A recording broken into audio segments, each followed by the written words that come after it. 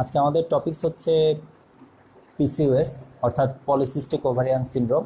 আপনারা সবাই জানেন যে আমাদের ক্লিনিক্যাল কনটেক্সটে এই টপিকসটা খুবই ইম্পর্ট্যান্ট একটা টপিক, এবং আজকে আমার টার্গেট যেটা যে আমি এই টপিকসটাকে একদম প্রথম থেকে অর্থাৎ এটার বেসিক কনসেপ্ট থেকে, অর্থাৎ এটার সাথে যে আন্ডারলাইং ফিজিওলজি আছে, এর সাথে যে আন্ডারলাইং প্যাথোফিজিওলজি আছে, প্যাথোফিজিওলজি তার যে এর সাথে রিলেভেন্ট যে ক্লিনিক্যাল ফিচার্স, ইনভেস্টিগেশন এবং ট্রিটমেন্ট, এই প্রত্যেকটা স্টেপ আমি যতটুকু এলাবোরেট করা যায় ততটুকু এলাবোরেট করে আমি এটা পড়ানোর চেষ্টা করব। এবং আমার টার্গেটটা থাকবে যে একদম যারা বিগিনার তাদের থেকে শুরু করে যারা আপনারা একটু প্র্যাকটিস করেন, অ্যাডভান্স লেভেলে একটু প্র্যাকটিস করেন, সেই সম্পর্কিত প্রত্যেকটা স্টেপ যাতে ক্লারিফাই করা যায়। এটা নিয়ে আমরা অনেক তথ্যই জানি, যেহেতু এটা খুব কমন একটা ডিসঅর্ডার। বিশেষ করে আমরা বলতে পারি যে এই যে সিভিলাইজেশন, আমাদের যে সিভিলাইজড লাইফ, এই সিভিলাইজড লাইফের একটা অন্যতম একটা ডিসঅর্ডার বলতে পারি আমরা পলিসিস্টিক ওভারিয়ান সিনড্রোমকে। তো সেই হিসাবে আমরা অনেক তথ্যই জানি, কিন্তু সেই তথ্যগুলার আমাদের টেক্সট ভিত্তিক বা রেফারেন্স ভিত্তিক যে এক্সপ্লানেশনগুলো আছে, প্রত্যেকটা এক্সপ্লানেশন দিয়ে আমি এটা চেষ্টা করবো। সেই জন্য লেকচারটি একটু লম্বা হবে, আপনারা ধৈর্য ধরে প্রত্যেকটা সেগমেন্ট বাই সেগমেন্ট দেখবেন। আশা করি যে প্রত্যেকটা জিনিসের ক্লারিফিকেশন আপনারা পেয়ে যাবেন। তাহলে শুরু করা যাক। আমাদের ফার্স্ট স্টেপটা হচ্ছে যে কেউ যদি পলিসিস্টিক ওভারিয়ান সিনড্রোম এই জিনিসটাকে ভালো করে বুঝতে চায়, তাহলে তাকে মেনস্ট্রুয়াল সাইকেলটা খুব ভালোভাবে বুঝতে হবে। এখন মেনস্ট্রুয়াল সাইকেল, টোটাল মেনস্ট্রুয়াল সাইকেলটা রিপ্রোডাক্টিভ ফিজিওলজির ব্যাপার। আমরা সেটা রিপ্রোডাক্টিভ ফিজিওলজিতে আলাদাভাবে ডিটেলস একদম প্রত্যেকটা জিনিস যেগুলো থিওরিটিক্যাল বিষয়গুলোকে খুব বেশি রকমের বর্ণনা করে আমাদের পড়ানো হয়েছে, কিন্তু এখানে মেনস্ট্রুয়াল সাইকেলের যে ফিজিওলজিক্যাল রেগুলেশন আছে এবং হরমোনাল যে রেগুলেশন আছে, যেটা আমাদের কনটেক্সটে, আমাদের পলিসিস্টিক ওভারিয়ান সিনড্রোমের কনটেক্সটে জরুরি প্রয়োজন, সেই জিনিসটা নিয়ে আমরা এখানে আলোচনা করব। তাহলে আমরা এখন আলোচনা করব হচ্ছে hormonal regulation, hormonal regulation, regulation of menstrual cycle, menstrual cycle and its clinical application, clinical application in polycystic ovarian syndrome। অর্থাৎ মেনস্ট্রুয়াল সাইকেলে যে হরমোনাল রেগুলেশনটা বা মেনস্ট্রুয়াল সাইকেল যে হরমোনগুলা সাইক্লিক একটা অর্ডারের মাধ্যমে মেনটেন হয়, সেই হরমোনাল সাইক্লিক অর্ডারটা বা ওই হরমোনাল রেগুলেশনের কনসেপ্টটা আমাদের পলিসিস্টিক ওভারিয়ান সিনড্রোমের ক্ষেত্রে ক্লিনিক্যাল অ্যাপ্লিকেশনে কোন কোন জায়গায় আমাদের হেল্প করবে, সেই রিলেভেন্ট জায়গাগুলো আমরা নিয়ে কথা বলবো এখন।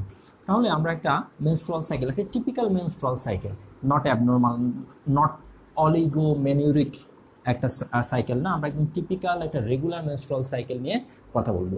আপনারা সবাই জানেন যে মেনস্ট্রুয়াল সাইকেলটাকে 4 উইকসের একটা টিপিক্যাল আইডিয়াল একটা মেনস্ট্রুয়াল সাইকেলকে 4 উইকস, দ্যাট মিনস 28 ডেতে এটাকে ভাগ করা হয়। আমরা প্রথম 2 সপ্তাহকে, অর্থাৎ ফ্রম 0 ডে টু 14 ডে এই ফার্স্ট হাফ, এবং 14 ডেজ টু 28 ডে এরকম একটা লাস্ট হাফ, এভাবে একটু ভেঙে নিব এবং দেখব যে এই ফার্স্ট 14 ডেজে কী কী ইভেন্টস ঘটে এবং লাস্ট 14 ডেজে কী কী ইভেন্টস ঘটে।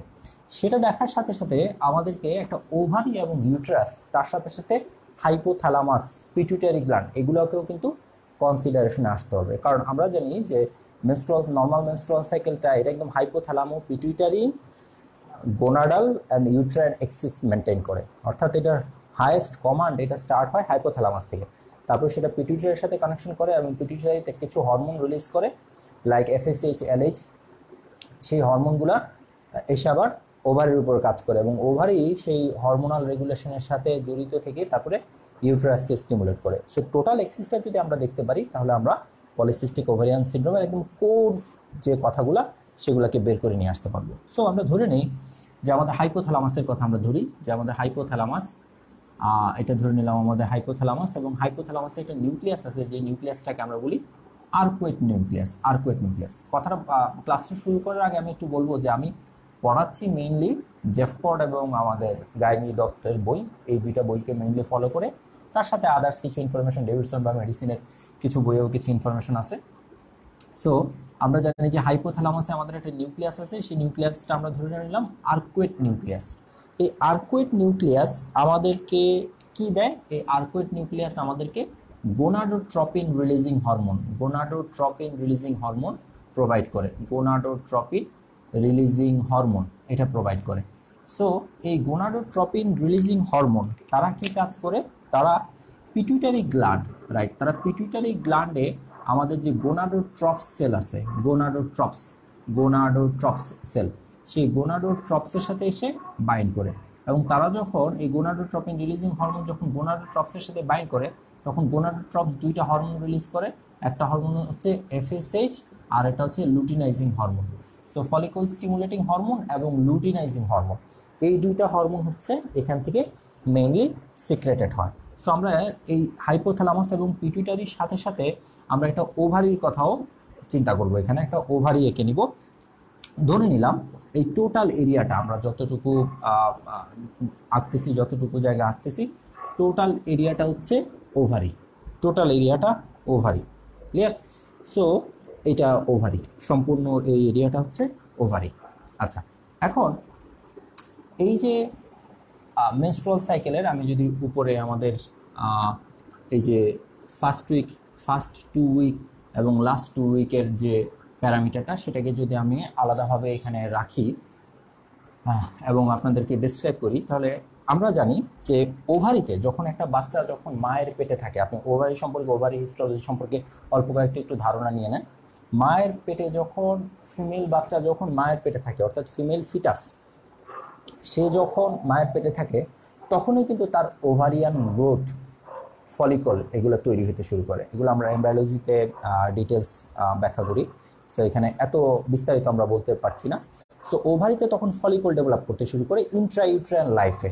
সো ওভারির ফলিকুলার ডেভেলপমেন্ট অ্যান্ড গ্রোথ এটা কিন্তু ইন্ট্রাইউট্রাইন লাইফ থেকে স্টার্ট হয়ে যায়, এবং দেখা যায় যে ওভারির ভিতরে ইন্ট্রাইউট্রাইন লাইফের ওভারির কথা বলতেছি, ইন্ট্রাইউট্রাইন লাইফের ওভারির ভিতরে যখন বাচ্চা মায়ের পেটে 5 মান্থ অর্থাৎ 20 উইকস এই বয়সটায় যখন যে সে পৌঁছায় ইন্ট্রাইউট্রাইন লাইফে, তখন তার ওভারির ভিতরে 7 মিলিয়ন ফলিকল থাকে, 7 মিলিয়ন ফলিকল থাকে। এখন ফলিকল জিনিসটা কি? আমরা মুখে মুখে বলে যাই যে 7 মিলিয়ন ফলিকল কনসেপ্টটা কিন্তু আপনাকে খুব ভালোভাবে জানতে হবে যে হোয়াট ডাজ ফলিকল মিন। এই কনসেপ্টটাকে আপনাকে খুব ক্লারিফাই করতে হবে। আপনাকে এটা স্কেপ করে যাওয়ার কোনো সুযোগ নাই যে ফলিকল, হ্যাঁ বুঝে গেলাম, এই জিনিসটা স্কেপ করে যাওয়ার কোনো সুযোগ নেই। আচ্ছা, যাই হোক, সো ফলিকলটা নিয়ে আমরা এখন কথা বলবো, কিন্তু তার আগে আমরা জানবো যে 5th মান্থ অফ ইন্ট্রাইউট্রাইন লাইফ বা 20 উইকস অফ ইন্ট্রাইউট্রাইন লাইফে 7 মিলিয়ন থাকে। কিন্তু বাচ্চা যখন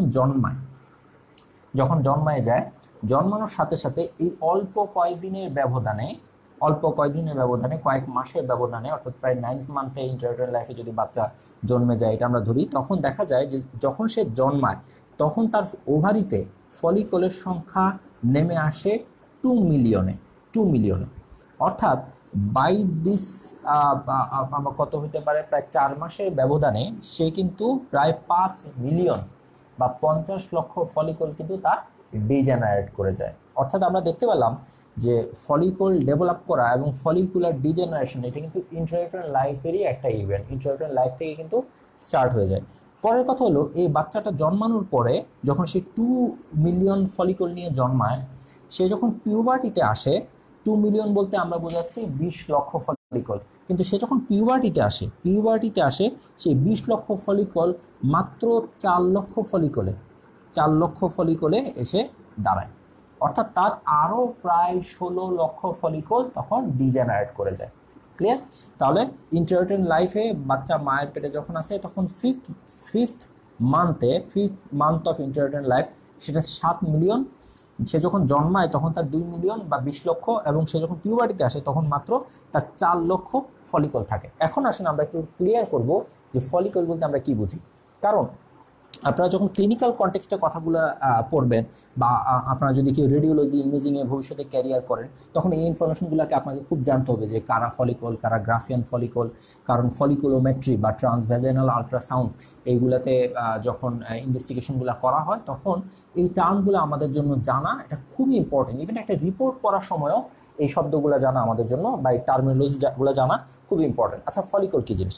ফলিকলটা হচ্ছে, দেখেন, একটা ওভাম, আমরা ধরে নিলাম এটা ওভাম। এই ওভাম বলা আমার এখানে ভুল, আমার এখানে বলা উচিত ও সাইট। এই ও সাইটটা কি কাজ করে? একটা প্যাকেটের মধ্যে থাকে, ওই প্যাকেট সহ ওই ও সাইটটাকে আমরা বলি ফলিকল। কিরকম প্যাকেট? যেমন যখন একটা ও সাইট থাকে তখন তার চারপাশে একটা লেয়ার থাকে যেটাকে আমরা নাম দিই জোনা পেলোসিডা। আমি এখানে যেহেতু এটা এমব্রায়োলজির ক্লাস না, আমি এখানে ডিটেলস কথা বলার সুযোগ একেবারেই পাবো না। সো ভিতরে থাকবে আমাদের ও সাইটটা বা এগ। আমরা যদি একদম লেমন টার্মে বলি তাহলে এটা হবে এগ। যেমন স্পার্মের কাউন্টার পার্ট মেলে যেরকম স্পার্ম থাকে যেটা আমাদের সেক্স সেল, সেরকম ভাবে এখানেও কিন্তু আমাদের জার্ম সেলগুলা বা সেক্স সেলগুলো হবে হচ্ছে এগ ফিমেলের ক্ষেত্রে।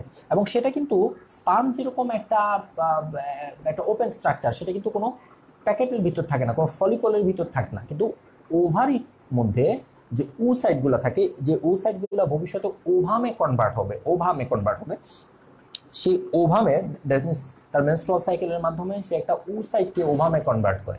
ওভাম হচ্ছে ম্যাচিউরড ফর্ম আর ও সাইটগুলো হচ্ছে ইমম্যাচিউরড ফর্ম, ঠিক আছে, অফ গ্যামেট, ফিমেল গ্যামেটের।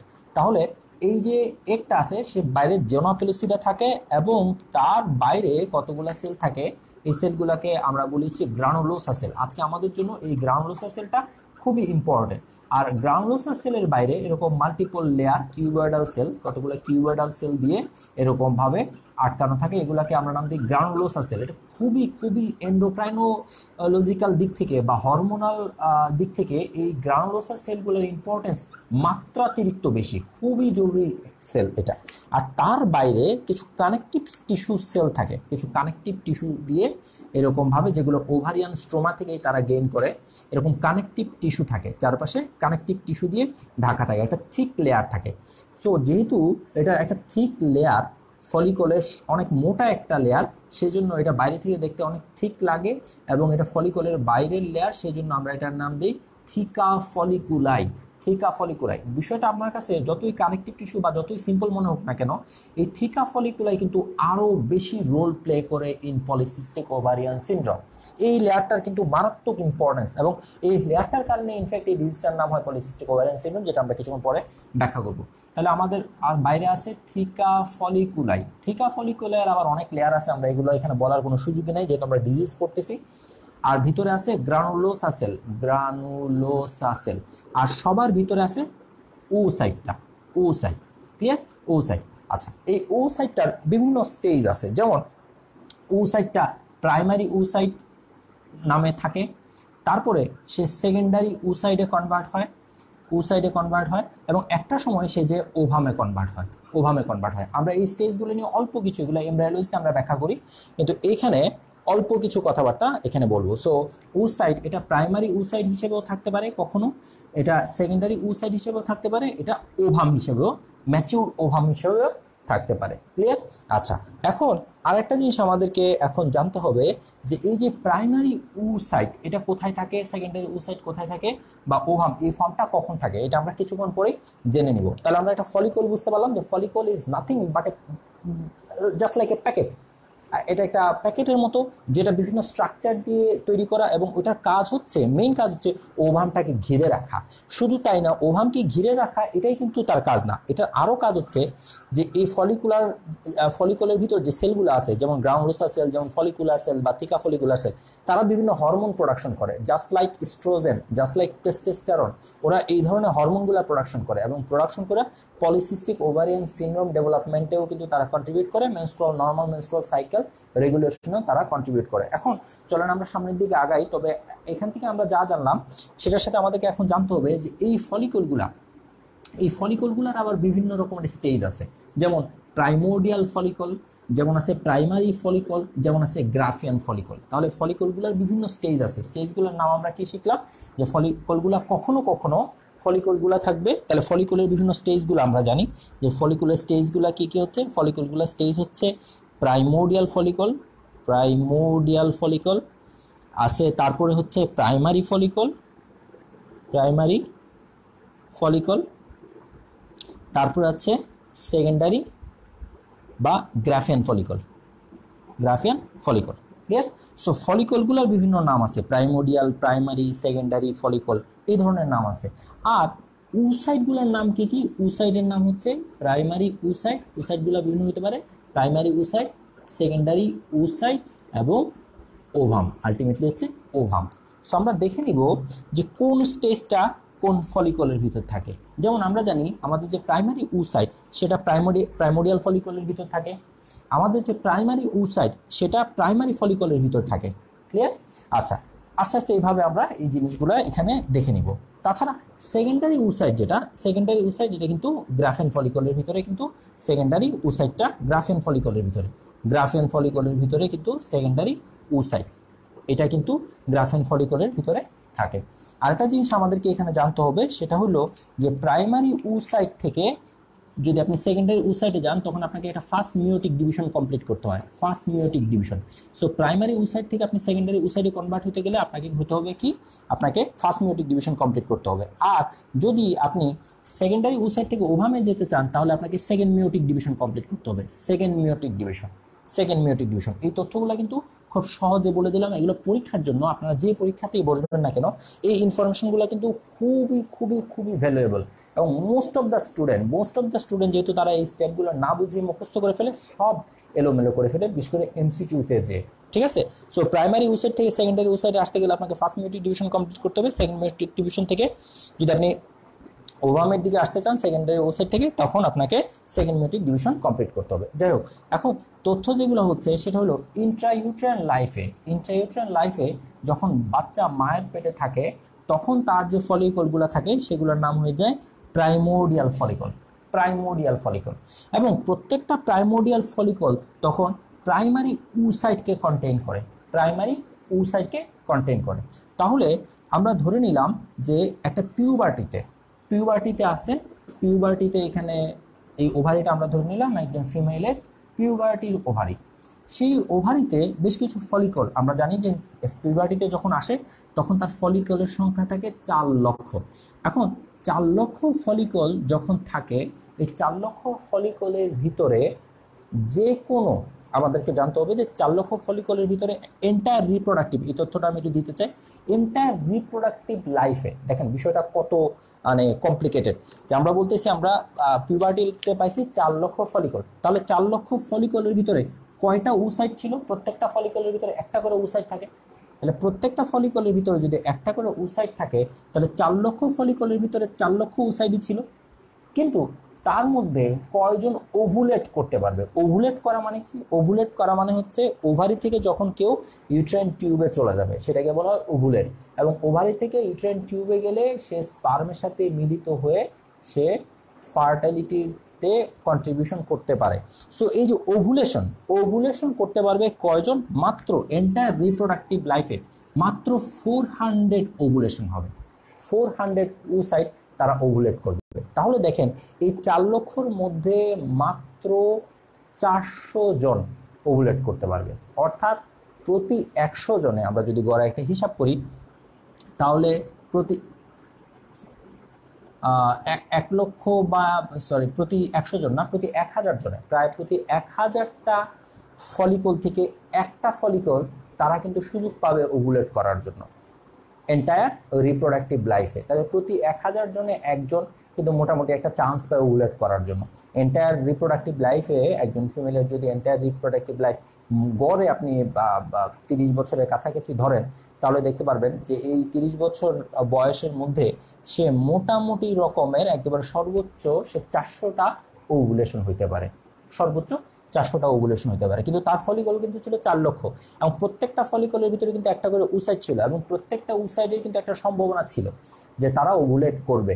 ক্লিয়ার? কিন্তু সেখান থেকে কি কাজ করা হয়েছে? মাত্র 400 জনকে এই কনসেপ্টটা বা এই সুযোগটা দেওয়া হয়েছে ওভুলেট করার জন্য। এখন আমরা দেখতে পারবো যে সেই 400 জন কিভাবে সুযোগটা পাবে। কেন বাকি যে 40 লক্ষর মধ্যে মাত্র 400 জন যে তাহলে আমাদের কথা হলো যে বাকি 39 লক্ষ তাদের কি হচ্ছে, ফেটটা কি হতেছে? ফেটটা হচ্ছে যেটা যে পার মান্থলি সাইকেলে এই যে আমাদের 4 লক্ষ ফলিকল আছে তার মধ্যে থেকে যে কোনো দুই ওভারে মিলে যে কোনো 5 থেকে 15টা, কেউ বলেন 2 ওভারে মিলে হায়েস্ট 20টা, কেউ কেউ বলে এক ওভারিতে 10টা, কেউ কেউ বলে যে না মোটামুটি 10 থেকে 15টা। সো 2টা ওভারে মিলে আমরা ধরে নিলাম 5 থেকে 15টা ফলিকল সেই সুযোগটা পাবে। কোন সুযোগটা পাবে? ওভুলেট করার। কিন্তু তাহলে কি প্রতি মান্থে 5 থেকে 15 জন সবাই ওভুলেট করবে? না, ওই 5 থেকে 15 জনের মধ্যে আবার একজন ওভুলেশনের চান্স পাবে। ক্লিয়ার? ইভেন এমনও হইতে পারে যে ওই 5 থেকে 15 জন যারা এই মান্থে সিলেক্টেড হয়েছে ওভুলেট হওয়ার জন্য, প্রতিযোগিতায় নামার জন্য, তাদের মধ্যে কোনো ওভুলেশন নাও হইতে পারে। ঠিক আছে? সো আলটিমেটলি আমরা দেখতে পাচ্ছি যে পার মান্থে এই যে 4 লক্ষ আছে, ধরুন এটা পিউবার্টির ফার্স্ট সাইকেল আজকে, এই 4 লক্ষর ভিতর থেকে যে কোনো 15 জন বা 10 থেকে 15 জন বা 10 থেকে 20 জন ফলিকলগুলা তারা কি কাজ করবে? তারা রিক্রুটেড হবে। এই জিনিসটাকে বলা হয় রিক্রুটমেন্ট বা প্রক্রিউটমেন্ট, বইতে এই কথাটাকে রিক্রুটমেন্ট বলা হয়। সো তারা রিক্রুটেড হবে। কিসের জন্য রিক্রুটেড হবে? যে এই মান্থে কারা কারা প্রতিযোগিতায় নামবা, তোমাদের হাতে সুযোগ আছে যে এই 40 লক্ষর ভিতর থেকে মাত্র 10 থেকে 15 জন রিক্রুটেড হবে। সো তারা রিক্রুটেড হয়ে যায়। কিন্তু এই রিক্রুটেড প্রক্রিয়াটা কিভাবে হয় এটা এখনো পর্যন্ত আমরা ক্লিয়ার করতে পারি না। আমরা জানি না যে কিভাবে এদের ভিতর থেকে সিলেকশন প্রক্রিয়াটা কিভাবে করা হয়। তবে আমরা ধরে নেই যে ঠিক আছে, তাহলে আমরা একটা ফলিকল দিয়ে প্রেজেন্ট করলাম যে এই হচ্ছে সেই ফলিকলটা, যে ফলিকলের ভিতরে কি আছে, যে ফলিকলের ভিতরে একটা ওভাম আছে, কিন্তু ওই ওভামটা ম্যাচিউর ওভাম না, ইমম্যাচিউর ওভাম। সেই জন্য সেই ওভামটার নাম আমরা দিই উসাইট। এটা হলো প্রাইমারি উসাইট। এই প্রাইমারি উসাইটটা কি কাজ করলো? প্রাইমারি উসাইটটা ও সুন্দরভাবে প্রাইমারি উসাইটটার চারপাশে কতগুলা গ্রাউনুলোসা সেল আছে, এবং গ্রাউনুলোসা সেল আমরা কিছুক্ষণ আগে যে স্ট্রাকচারটা দেখাইছি, গ্রাউনুলোসা সেল, এবং তার চারপাশে থিকা ফলিকুলাই আছে, তার চারপাশে থিকা ফলিকুলাই, এরকম ভাবে থিকা ফলিকুলাই দেওয়া আছে। এবং সে মোটামুটি রকমের, তাহলে তার ভিতরে আছে হচ্ছে প্রাইমারি উসাইট, তার ভিতরে আছে প্রাইমারি উসাইট। এবং এই প্রাইমারি উসাইট যে ফলিকলের ভিতরে আছে, প্রাইমারি উসাইটটা যে ফলিকলের ভিতরে আছে সেটাকে আমরা প্রাইমারি ফলিকল বলি, প্রাইমারি ফলিকল। ইভেন তার আগের স্টেজটা প্রাইমোরিয়াল ফলিকল নামেও আমরা ব্যাখ্যা করতে পারি, কিন্তু সেই দিকে এত কমপ্লিকেশনের দিকে আমি যাচ্ছি না, কারণ ক্লিনিক্যাল কনটেক্সটে আমাদেরকে অনেকগুলো ইনফরমেশন দিতে হবে। সো এটা হলো আমার primary follicle containing primary oocyte. এবং এই একটা ছবি দিয়ে আমি আপনাদেরকে 5 থেকে 15 জনকে রিপ্রেজেন্ট করতেছি। আমি দেখাচ্ছি যে এখানে 5 থেকে 15 জন এই মান্থের জন্য সিলেক্টেড হয়েছে, এটাকে আমরা বলি রিক্রুটমেন্ট। সো এই প্রক্রিয়াতে এই যে প্রাইমোরিয়াল ফলিকলগুলা তারা আসলে সোললি ডিপেন্ড করে একটা হরমোনের উপরে, যে হরমোনটার নাম হচ্ছে ফলিকল স্টিমুলেটিং হরমোন। এই হরমোনটা হচ্ছে ফলিকল স্টিমুলেটিং হরমোন। এবং আমরা জানি যে এই যে আমাদের ফলিকল স্টিমুলেটিং হরমোনটা আছে, এটা মেনস্ট্রুয়াল সাইকেলের মেনস্ট্রুয়াল সাইকেল, অর্থাৎ যেদিন 0 to 5 ডেজ পর্যন্ত যেটা শেডিং হয় বা ব্লিড করে, যে টাইমটায় যেদিন থেকে ব্লিডিংটা স্টার্ট হয়, ঠিক প্রায় ওই দিনই এফএসএইচ সিক্রেশন বেড়ে যায়, এফএসএইচ তৈরি হওয়া বেড়ে যায়, FSH follicle stimulating hormone secretion হওয়া বেড়ে যায়। So follicle stimulating hormone secretion হওয়া বেড়ে যায়, এবং সেটা 12তম দিনে যে পিকে যায়, 12তম দিনে সে পিকে যায়, এবং 18তম দিনে যে সে আবার জায়গায় নেমে আসে। সো আমরা দেখতে পেলাম যে ফলিকল স্টিমুলেটিং হরমোনটা just immediate after bleeding follicle stimulating hormone সিক্রেশনের পরিমাণ বাড়তে শুরু করে। এবং ফলিকলগুলা কি কাজ করে? ফলিকল স্টিমুলেটিং হরমোনগুলা এই ফলিকলের উপরে, অর্থাৎ এই যে গ্রোয়িং প্রাইমারি ফলিকল আছে সেই প্রাইমারি ফলিকলের উপরে তারা কাজ করতে শুরু করে। যখন তারা এই গ্রোয়িং প্রাইমারি ফলিকলের উপর কাজ করতে শুরু করে, তখন তারা গ্রোথ হইতে শুরু করে, তাদের মারাত্মক রকমের হিউজ প্রলিফারেশন হইতে শুরু করে। সো ওদের যখন প্রলিফারেশন হইতে শুরু করে, দ্যাট মিনস এই ফলিকলগুলা এফএসএইচ ডিপেন্ডেন্ট, ওদের যখন অনেক বেশি গ্রোথ হইতে শুরু করে, তখন তারা 5 থেকে 7তম দিনের মাথায়, তাহলে আমাদের যাত্রা শুরু করছিল কয়জন? 5 থেকে 15 দিন, 15 জন, 15টা ফলিকল। কিন্তু এই ফলিকল স্টিমুলেটিং হরমোনের প্রভাবে মেনস্ট্রুয়াল সাইকেলের ডেট যখন 5 থেকে 7 ডে, 5 to 7 ডেজ, মাত্র 5 to 7 ডেজ, তখনই এই 5 থেকে 7 জনের ভিতরে একজন খুব ডমিনেট করে ফেলে, একজনের সাইজ বড় হয়ে যায়। অর্থাৎ আপনি যদি একটা প্রতিযোগিতায় 15 জনকে নামান এবং ওই 15 জনকে একটা দৌড় প্রতিযোগিতায় নামান যে তোমরা এখান থেকে দৌড়ায় ওই মাথা পর্যন্ত যাবে, একটা কথার কথা যে একটা লম্বা দৌড় 100 মিটার দৌড় প্রতিযোগিতায় যাবে, সো আপনি কিছুক্ষণের মধ্যেই ধরেন 5 থেকে 7 সেকেন্ড পরেই আপনি বুঝে যাবেন যে কে ফার্স্ট হবে। কেন?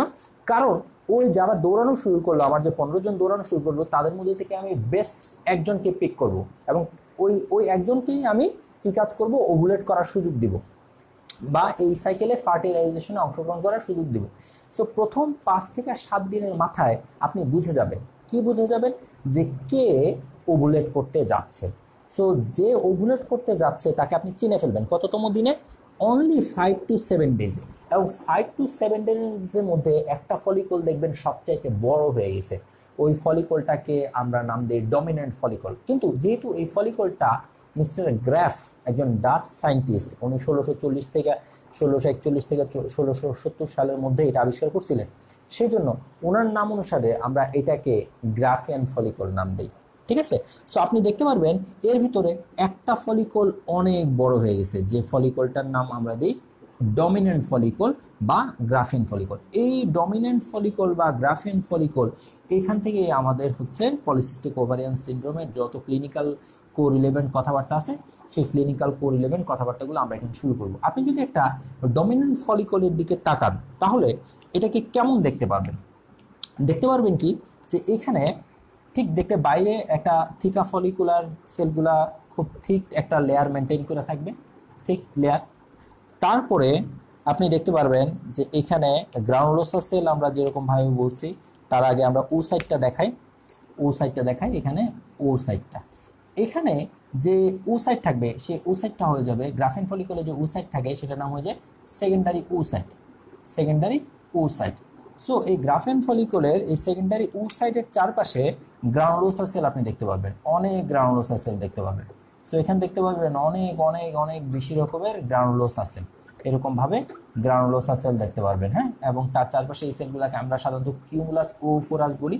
সো এত ডিটেলসে আমি যাচ্ছি না, এখানে আমরা দেখতে পারবো যে অনেকগুলা চারপাশে গ্রানুলোসা সেল, এবং গ্রানুলোসা সেলের মাঝখানে, গ্রানুলোসা সেলগুলা মাঝখানে একটা অ্যান্ট্রাম তৈরি করে, অ্যান্ট্রাম বা ফাঁকা জায়গা তৈরি করবে, যে জায়গার ভিতরে অনেক ফ্লুইড, হ্যাঁ এখানে অনেক ফ্লুইড রিচ একটা ক্যাভিটি থাকবে। সো এটা হয়ে গেল আমাদের কি, চারপাশে হলো গ্রানুলোসা সেল আর মাঝখানে হলো আমাদের অ্যান্ট্রাম। ঠিক আছে, মাঝখানে থাকলো অ্যান্ট্রাম। সো এই অ্যান্ট্রাম, এই ফলিকলটার নাম আমরা তখন দিব হলো আমাদের অ্যান্ট্রাম। সো এটার নাম দিব আমরা গ্রাফিয়ান ফলিকল বা ডমিনেন্ট ফলিকল, এটাকে ডমিনেন্ট ফলিকল দিব। সো ডমিনেন্ট ফলিকলটা আমরা চিনতে পারবো মেনস্ট্রুয়াল সাইকেলের 5 থেকে 7ম দিনে। এখন আসেন হরমোনাল রেগুলেশন, এটার সাথে আমাদের হরমোনাল রেগুলেশনের কি কথাগুলো জড়িত। প্রথম কথা হচ্ছে এই যে আপনি এখান থেকে একটা প্রাইমারি ফলিকলকে নিয়ে গ্রাফিয়ান ফলিকলে দিলেন, তার জন্য মেইন হরমোনকে follicle stimulating hormone 1 number. 2 number বিষয় হচ্ছে আপনাকে আরেকটা জিনিস জানতে হবে, সেটা হলো এই ফলিকল স্টিমুলেটিং হরমোন তারা যখন গ্রাফিয়ান ফলিকলের উপরে কাজ করে, তখন তারা গ্রাফিয়ান ফলিকলের কোন জায়গায় কাজ করে এই জিনিসটা আপনাকে জানতে হবে। আচ্ছা দেখেন, যখন মেনস্ট্রুয়াল সাইকেলের প্রথম দিকে এফএসএইচ রিলিজ হয় তখন কিন্তু শুধু এফএসএইচ না, এলএইচও রিলিজ হয়, এলএইচ। তাহলে যদি এলএইচ রিলিজ হয়, এই এলএইচটা কি কাজ করে, এই এলএইচটা এসে কাজ করে হচ্ছে থিকা ফলিকুলার উপরে। তাহলে দুইটা শব্দ আমরা জানলাম যে আমাদের এফএসএইচ এটা মেইনলি কাজ করে আমাদের গ্রানুলোসা সেলের উপরে। সো এফএসএইচ কাজ করে গ্রানুলোসা সেলের উপরে, আর এলএইচ কাজ করে থিকা ফলিকুলার উপরে। দেখেন এখান থেকে কত তথ্য, জটিল তথ্যগুলো এখান থেকে চলে আসবে। তাহলে এলএইচ কাজ করে হচ্ছে থিকা ফলিকুলার উপরে। আচ্ছা, এলএইচ যখন থিকা ফলিকুলার উপরে কাজ করে, অবশ্যই এলএইচ এর একটা রিসেপ্টর দরকার, কিন্তু এই যে এলএইচ এর যে রিসেপ্টরটা, এই রিসেপ্টরটা আবার তৈরি করে দেয় এফএসএইচ। তাহলে দেখেন এলএইচ কাজ করবে কার উপরে, এলএইচ কাজ করবে থিকা ফলিকুলার উপরে। তাহলে এলএইচ থিকা ফলিকুলার উপরে কাজ করে সেখান থেকে কোন হরমোন তৈরি করবে? উত্তর হচ্ছে এখান থেকে তৈরি করবে টেস্টোস্টেরন। এখান থেকে তৈরি করবে টেস্টোস্টেরন। টেস্টোস্টেরন তৈরি করবে। কে টেস্টোস্টেরন তৈরি করবে? লুটিনাইজিং হরমোন থিকা ফলিকুলারের উপর কাজ করে টেস্টোস্টেরন প্রোডাকশন করবে। কিন্তু এই যে এলএইচ আছে, এলএইচ এর রিসেপ্টরটা কে তৈরি করে দিবে? এফএসএইচ। তাহলে কি প্লেয়ার? দেখেন এখান থেকে যদি একটা পয়েন্ট মিস করেন তাহলে আমরা যখন পলিসিস্টিক ওভারিয়ান সিনড্রোমের সাইন সিম্পটম পড়াবো, ইনভেস্টিগেশনগুলো পড়াবো, তখন কিন্তু আপনি কোরিলেট করতে পারবেন না, শুধু মুখস্থ করে যাবেন যে 10টা পয়েন্ট আছে 10টা পয়েন্ট বলে যায়। তাহলে লুটিনাইজিং হরমোন কাজ করে থিকা ফলিকুলারের উপরে, থিকা ফলিকুলারের উপরে কাজ করে সে এখান থেকে তৈরি করে টেস্টোস্টেরন। তাহলে সে যদি টেস্টোস্টেরন তৈরি করে, এই টেস্টোস্টেরন তৈরি করার জন্য তার একটা রিসেপ্টরের সাথে এসে লুটিনাইজিং হরমোনকে বাইন্ড করতে হয়। কিন্তু এই রিসেপ্টরটা কে তৈরি করে দেয়? উত্তর হচ্ছে ফলিকল স্টিমুলেটিং হরমোন। তাহলে লুটিনাইজিং হরমোনের পেছনের ভূমিকাটা পালন করতেছে এফএসএইচ, 1 নাম্বার। 2 নাম্বার কথা হলো, যখনই আপনি টেস্টোস্টেরন তৈরি করবেন আপনি নিশ্চয়ই অবাক হচ্ছেন যে ফিমেল ওভারিতে টেস্টোস্টেরন কেন? হ্যাঁ, উত্তরটা হচ্ছে যে ফিমেল ওভারিতে আমরা টেস্টোস্টেরন চাই না, ফিমেল ওভারিতে আমরা চাই কি? ইস্ট্রোজেন। কিন্তু আমরা এটাও জানি যে আমাকে যদি ইস্ট্রোজেন তৈরি করতে হয় তাহলে আমার দরকার হচ্ছে টেস্টোস্টেরন, কারণ টেস্টোস্টেরন থেকে আমি ইস্ট্রোজেন তৈরি করতে পারবো। তাহলে আমার দরকার হচ্ছে ইস্ট্রোজেন, কিন্তু ইস্ট্রোজেন তৈরি করতে আগে প্রয়োজন। সো যখনই টেস্টোস্টেরন তৈরি করে ফেলবো, সেই টেস্টোস্টেরনগুলা কি কাজ করবে? সেই টেস্টোস্টেরনগুলা থিকা ফলিকুলাই থেকে ভিতরে ঢুকবে। যখন থিকা ফলিকুলাই থেকে তারা ভিতর দিকে আসতে থাকবে, তখন এই যে গ্রানুলোসা সেলগুলো আছে, এই গ্রানুলোসা সেলের কাছে একটা স্পেশাল এনজাইম আছে, সেই এনজাইমটাকে আমরা বলি অ্যারোমাটেজ। কেন এই শব্দগুলো আমরা জানবো? কারণ আমরা যখন পিসিওএস এর ট্রিটমেন্ট পড়বো তখন আপনাদেরকে অ্যারোমেটেজ ইনহিবিটর ড্রাগ এগুলা পড়তে হবে। হ্যাঁ, যে কারা কারা অ্যারোমেটেজ ইনহিবিটর, সেসব ড্রাগ আমরা ওভুলেশন ইনডিউসিং ড্রাগের ক্ষেত্রে পড়বো। তো টেস্টোস্টেরন অ্যারোমেটেজের প্রভাবে ইস্ট্রোজেনে কনভার্ট হচ্ছে। এই ইস্ট্রোজেন, তাহলে ইস্ট্রোজেনটা তৈরি হয় কোথায়? ইস্ট্রোজেন তৈরি হয় গ্রানুলোসা সেলের ভিতরে। ইস্ট্রোজেন কোন এনজাইমের প্রভাবে? অ্যারোমেটেজ। কিন্তু উত্তর হচ্ছে এই অ্যারোমেটেজ বা কোশ্চেন হচ্ছে যে অ্যারোমেটেজ এনজাইম এটা কার উপরে নির্ভর করে? উত্তর হচ্ছে এফএসএইচ। তাহলে এফএসএইচ অ্যারোমেটেজকে অ্যাক্টিভ করে। এফএসএইচ ফলিকল স্টিমুলেটিং হরমোন, এটা কি কাজ করে? অ্যারোমেটেজকে অ্যাক্টিভ করে। তাহলে দেখেন লুটিনাইজিং হরমোন আমরা খুব সহজেই বলে ফেলি যে লুটিনাইজিং হরমোন কি কাজ করে? আমরা খুব সহজেই বলি যে লুটিনাইজিং হরমোন আমাদেরকে টেস্টোস্টেরন প্রোডাকশন করে দেয়। কিন্তু চিন্তা করে দেখেন যে কি কাজ করতেছেন। আপনি জানেন যে লুটিনাইজিং হরমোন তারা টেস্টোস্টেরন তৈরি করে দেয়, কিন্তু লুটিনাইজিং হরমোনের যে রিসেপ্টরটা, লুটিনাইজিং হরমোন যখন থিকা ফলিকুলারের উপর কাজ করে সেখানে রিসেপ্টর তৈরিতে ভূমিকা পালন করে এফএসএইচ। তাহলে দেখেন এফএসএইচ ইনডিরেক্টলি টেস্টোস্টেরন প্রোডাকশনেও কিন্তু হেল্প করে। সো লুটিনাইজিং হরমোন সে কি কাজ করতেছে? সে টেস্টোস্টেরন প্রোডাকশন করে দিচ্ছে ফ্রম থিকা ফলিকুলাই। তাহলে টেস্টোস্টেরনের ফিমেল ওভারিতে টেস্টোস্টেরনের সোর্স হচ্ছে থিকা ফলিকুলাই। এই থিকা ফলিকুলাই, এই সোর্সগুলো পরীক্ষায় খুব আসে, এই সোর্স কোনটা কোথা থেকে আসে? টেস্টোস্টেরন আসে থিকা ফলিকুলাই থেকে, এবং এখানে যে হরমোনটা তাকে স্টিমুলেশন দেয় এটার নাম হচ্ছে ফলিকল স্টিমুলেটিং হরমোন। কারণ ফলিকল স্টিমুলেটিং হরমোনের কাজ হচ্ছে এখান থেকে লুটিনাইজিং হরমোনের রিসেপ্টর তৈরি করে দেওয়া। ওয়ান্স আপনি টেস্টোস্টেরন তৈরি করে ফেললেন, কোথায় তৈরি করলেন? ইন থিকা ফলিকুলাই যখন এখানে তৈরি করলেন তখন এই থিকা ফলিকুলাই থেকে টেস্টোস্টেরনগুলো গ্রানুলোসা সেলে চলে গেল। যখন গ্রানুলোসা সেলে চলে গেল তখন এতটুকু জায়গা, এই জায়গাটাকে আপনি বলতে পারবেন যে এটা হয় গ্রানুলোসা সেলের ভিতরে। গ্রানুলোসা সেলের ভিতরে একটা অ্যারোমেটেজ এনজাইম থাকে, সেই এনজাইমটা এটাকে ইস্ট্রোজেনে কনভার্ট করে দেয়। আর যখন ইস্ট্রোজেনে কনভার্ট করে দেয় তখন অ্যান্ট্রামে, এই তথ্যটা আরো একটু ইম্পর্টেন্ট তথ্য, যে অ্যান্ট্রামের ভিতরে যে ফ্লুইডটা থাকে it is very rich in oestrogen. ফলে ওভারের ভিতরে একটা ইস্ট্রোজেনিক এনভায়রনমেন্ট মেনটেন হয়। দেখবেন এই কথাগুলা পলিসিস্টিক ওভারিয়ান সিনড্রোমে খুব বেশি রকমের অ্যাপ্লাই হয়। ইস্ট্রোজেনিক এনভায়রনমেন্ট, টেস্টোস্টেরনিক অ্যান্ড্রোজেনিক এনভায়রনমেন্ট, এই শব্দগুলা খুব বেশি রকমের অ্যাপ্লিকেবল হয় এখানে। তাহলে এই যে এইখান থেকে আমরা দেখতে পারলাম যে টেস্টোস্টেরন কি বলতেছিলাম আমরা, যে আমাদের এন্ট্রাল ফ্লুইডটা হচ্ছে ইস্ট্রোজেন রিচ একটা ফ্লুইড। আচ্ছা, এখন এই তথ্যগুলোর সাথে পলিসিস্টিক ওভারিয়ান সিনড্রোমের সম্পর্কটা কোথায়? উত্তর হচ্ছে যে আপনি দেখতে পারবেন মেকানিজমে, আপনি যে দেখতে পারবেন যে যখন পলিসিস্টিক ওভারিয়ান সিনড্রোম হয় তখন বডিতে একটা গন্ডগোল ঘটে।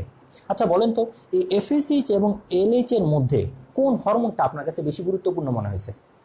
যদি আপনি ঠান্ডা মাথায় বিষয়টা অ্যাসেস করেন তাহলে আপনি বলবেন এটা এফএসএইচ। তাহলে এফএসএইচটা বেশি গুরুত্বপূর্ণ হরমোন। এই পলিসিস্টিক ওভারিয়ান সিনড্রোমে যে বিষয়টা ঘটে সেটা হচ্ছে এখানে এফএসএইচ এটার প্রোডাকশন কমে যায়, এফএসএইচ এটার প্রোডাকশন কমে যায় এবং লুটিনাইজিং হরমোন, এই লুটিনাইজিং হরমোনের প্রোডাকশনটা বেড়ে যায়, এলএইচ এর প্রোডাকশনটা বেড়ে যায়। এটা খুবই স্ট্রাইকিং একটা পয়েন্ট। আমরা যতগুলো তথ্য জানলাম তার মধ্যে খুবই গুরুত্বপূর্ণ একটা তথ্য হচ্ছে যে এখানে এফএসএইচ কমে যায়, এলএইচ এর পরিমাণ বেড়ে যায়। কিভাবে কমে যায়, কিভাবে বেড়ে যায় সেটা নিয়ে আমরা পরে কথা বলবো। তাহলে একটা পেশেন্টের যদি এফএসএইচ কমে যায় এবং এলএইচ বেড়ে যায় তাহলে কি হবে? লুটিনাইজিং হরমোন যদি বেড়ে যায়, এফএসএইচ যদি কমে যায় তাহলে কি হবে? উত্তর হচ্ছে যেহেতু এলএইচ এর পরিমাণ বেড়ে যাবে, এলএইচ আইসা প্রচুর পরিমাণে টেস্টোস্টেরন তৈরি করবে। ক্লিয়ার? সো ও যখন প্রচুর পরিমাণে টেস্টোস্টেরন তৈরি করবে, এই টেস্টোস্টেরনকে আমার ইস্ট্রোজেনে কনভার্ট করা দরকার। কিন্তু ইস্ট্রোজেনে কনভার্ট করার জন্য আমার দরকার হচ্ছে অ্যারোমেটেজ। তাহলে আমার যদি এফএসএইচ না থাকে তাহলে আমি অ্যারোমেটেজ এনজাইমটাকে অ্যাক্টিভ করাতে পারবো না, ফলে টেস্টোস্টেরন প্রোডাকশনের পরিমাণ বেশি হবে। এখন আপনি কোয়েশ্চেন করতে পারেন যে এলএইচ এর পরিমাণ বাড়লো, সেই এলএইচ যখন টেস্টোস্টেরন তৈরি করবে তখন তো এফএসএইচ এরও ভূমিকা আছে, কারণ তার রিসেপ্টর, যে রিসেপ্টরটা দরকার সেই রিসেপ্টর তৈরিতে সাহায্য করে এফএসএইচ। উত্তর হচ্ছে ফলিকল যখন পলিসিস্টিক ওভারিয়ান সিনড্রোম হয় তখন এফএসএইচ যে অল্প পরিমাণে থাকে, একেবারেই যে থাকে না তা না, এফএসএইচ এর পরিমাণ যে কম পরিমাণে থাকে তাতে রিসেপ্টর কিন্তু ঠিকই তৈরি হয়ে যায়। রিসেপ্টর ফর এলএইচ এটার জন্য খুব অল্প পরিমাণে এফএসএইচ দরকার, যা দিয়ে এলএইচ এর জন্য রিসেপ্টরটা হয়ে যায়, ফলে টেস্টোস্টেরন প্রোডাকশনটা খুব বেড়ে যায়। কিন্তু যে টেস্টোস্টেরন প্রোডাকশনটা হইল সেই টেস্টোস্টেরনকে ইস্ট্রোজেনে কনভার্ট করা আর পসিবল হয় না। তাহলে যদি ইস্ট্রোজেনে কনভার্ট করা পসিবল না হয় তাহলে আমরা ওই এন্ট্রাল ফ্লুইডের ভিতরে কি দেখতে পারবো? আমরা কি এন্ট্রাল ফ্লুইডের ভিতরে ইস্ট্রোজেন দেখতে পারবো? আমরা কি এন্ট্রাল ফ্লুইডের ভিতরে কোনো প্রকার ইস্ট্রোজেন এখানে দেখতে পারবো? এখানে কোনো প্রকার ইস্ট্রোজেন দেখবো না। তাহলে এখানে যদি কোনো প্রকার ইস্ট্রোজেন দেখতে না পারি তাহলে আমরা এইখানের এনভায়রনমেন্টটা কোন এনভায়রনমেন্ট হয়ে যাবে? এখানে অ্যান্ড্রোজেনিক এনভায়রনমেন্ট হয়ে যাবে, অ্যান্ড্রোজেনিক এনভায়রনমেন্ট। তাহলে এটা যদি অ্যান্ড্রোজেনিক এনভায়রনমেন্ট হয়, এখানে কিন্তু পলিসিস্টিক ওভারিয়ান সিনড্রোমে যত প্রবলেমগুলো আছে সেই প্রবলেমগুলো স্টার্ট হয়ে যাবে। কি প্রবলেম স্টার্ট হয়ে যাবে? যে ইস্ট্রোজেনিক এনভায়রনমেন্ট এটা যখন অ্যান্ড্রোজেনিক এনভায়রনমেন্টে কনভার্ট হয়ে যাবে তখন এই oestrogenic environment it is very essential, very essential for this Graafian follicle. কেন? গ্রাফিয়ান ফলিকলটাকে কিন্তু ওভারের ভিতরে থাকলেই হবে না। গ্রাফিয়ান ফলিকলকে কি কাজ করতে হবে? গ্রাফিয়ান ফলিকলকে বা এই যে ওভামটা এটাকে কিন্তু গ্রাফিয়ান ফলিকলের ভিতরে থাকলেই হবে না, তাকে ওভুলেট করে বাইরে বেরিয়ে আসতে হবে। তাহলে সে যদি ওভুলেট করে বাইরে বের হয়ে আসে, সে ওভুলেট করে যখন বাইরে বের হয়ে আসবে, বের হয়ে আসার জন্য কি কাজ দরকার? এই প্রক্রিয়াটাকে যখন সে ইউটেরাইন টিউবের ভিতরে আসবে তখন এই প্রক্রিয়াটাকে আমরা বলি হচ্ছে ওভুলেশন, এটাকে বলা হয় ওভুলেশন। তাহলে এই ওভুলেশন প্রক্রিয়ার জন্য আমার দরকার হচ্ছে ইস্ট্রোজেনিক এনভায়রনমেন্ট। তাহলে ইস্ট্রোজেনিক এনভায়রনমেন্ট ওভুলেশনের জন্য খুব বেশি পরিমাণ প্রয়োজন। কিন্তু আমি এখানে কি তৈরি করলাম? এখানে আমি তৈরি করলাম অ্যান্ড্রোজেনিক এনভায়রনমেন্ট। এই অ্যান্ড্রোজেনিক এনভায়রনমেন্ট যখন থাকে তখন গ্রাফিয়ান ফলিকল আর ফার্দার ম্যাচিউর হইতে চায় না, তার ম্যাচুরেশনটা অ্যারেস্ট হয়ে যায়, 1 নাম্বার। 2 নাম্বার কথা হলো, দেখেন এখানে একটা আমাদের ওসাইট আছে, এই ওসাইটটাকে আমরা বলি সেকেন্ডারি ওসাইট। যে সেকেন্ডারি ওসাইটের ভিতরে আমার সেকেন্ড মিওটিক ডিভিশন এটা হইতে থাকে। এই যে সেকেন্ড মিওটিক ডিভিশনটা, এই সেকেন্ড মিওটিক ডিভিশন এগুলো সব অ্যারেস্ট হয়ে যাবে যদি আমার কি হয়? ওভারের ভিতরে এন্ড্রোজেনিক এনভায়রনমেন্ট মেনটেন হয়। So androgenic environment it is very bad for a Graafian follicle, even for the entire environment of the ovary.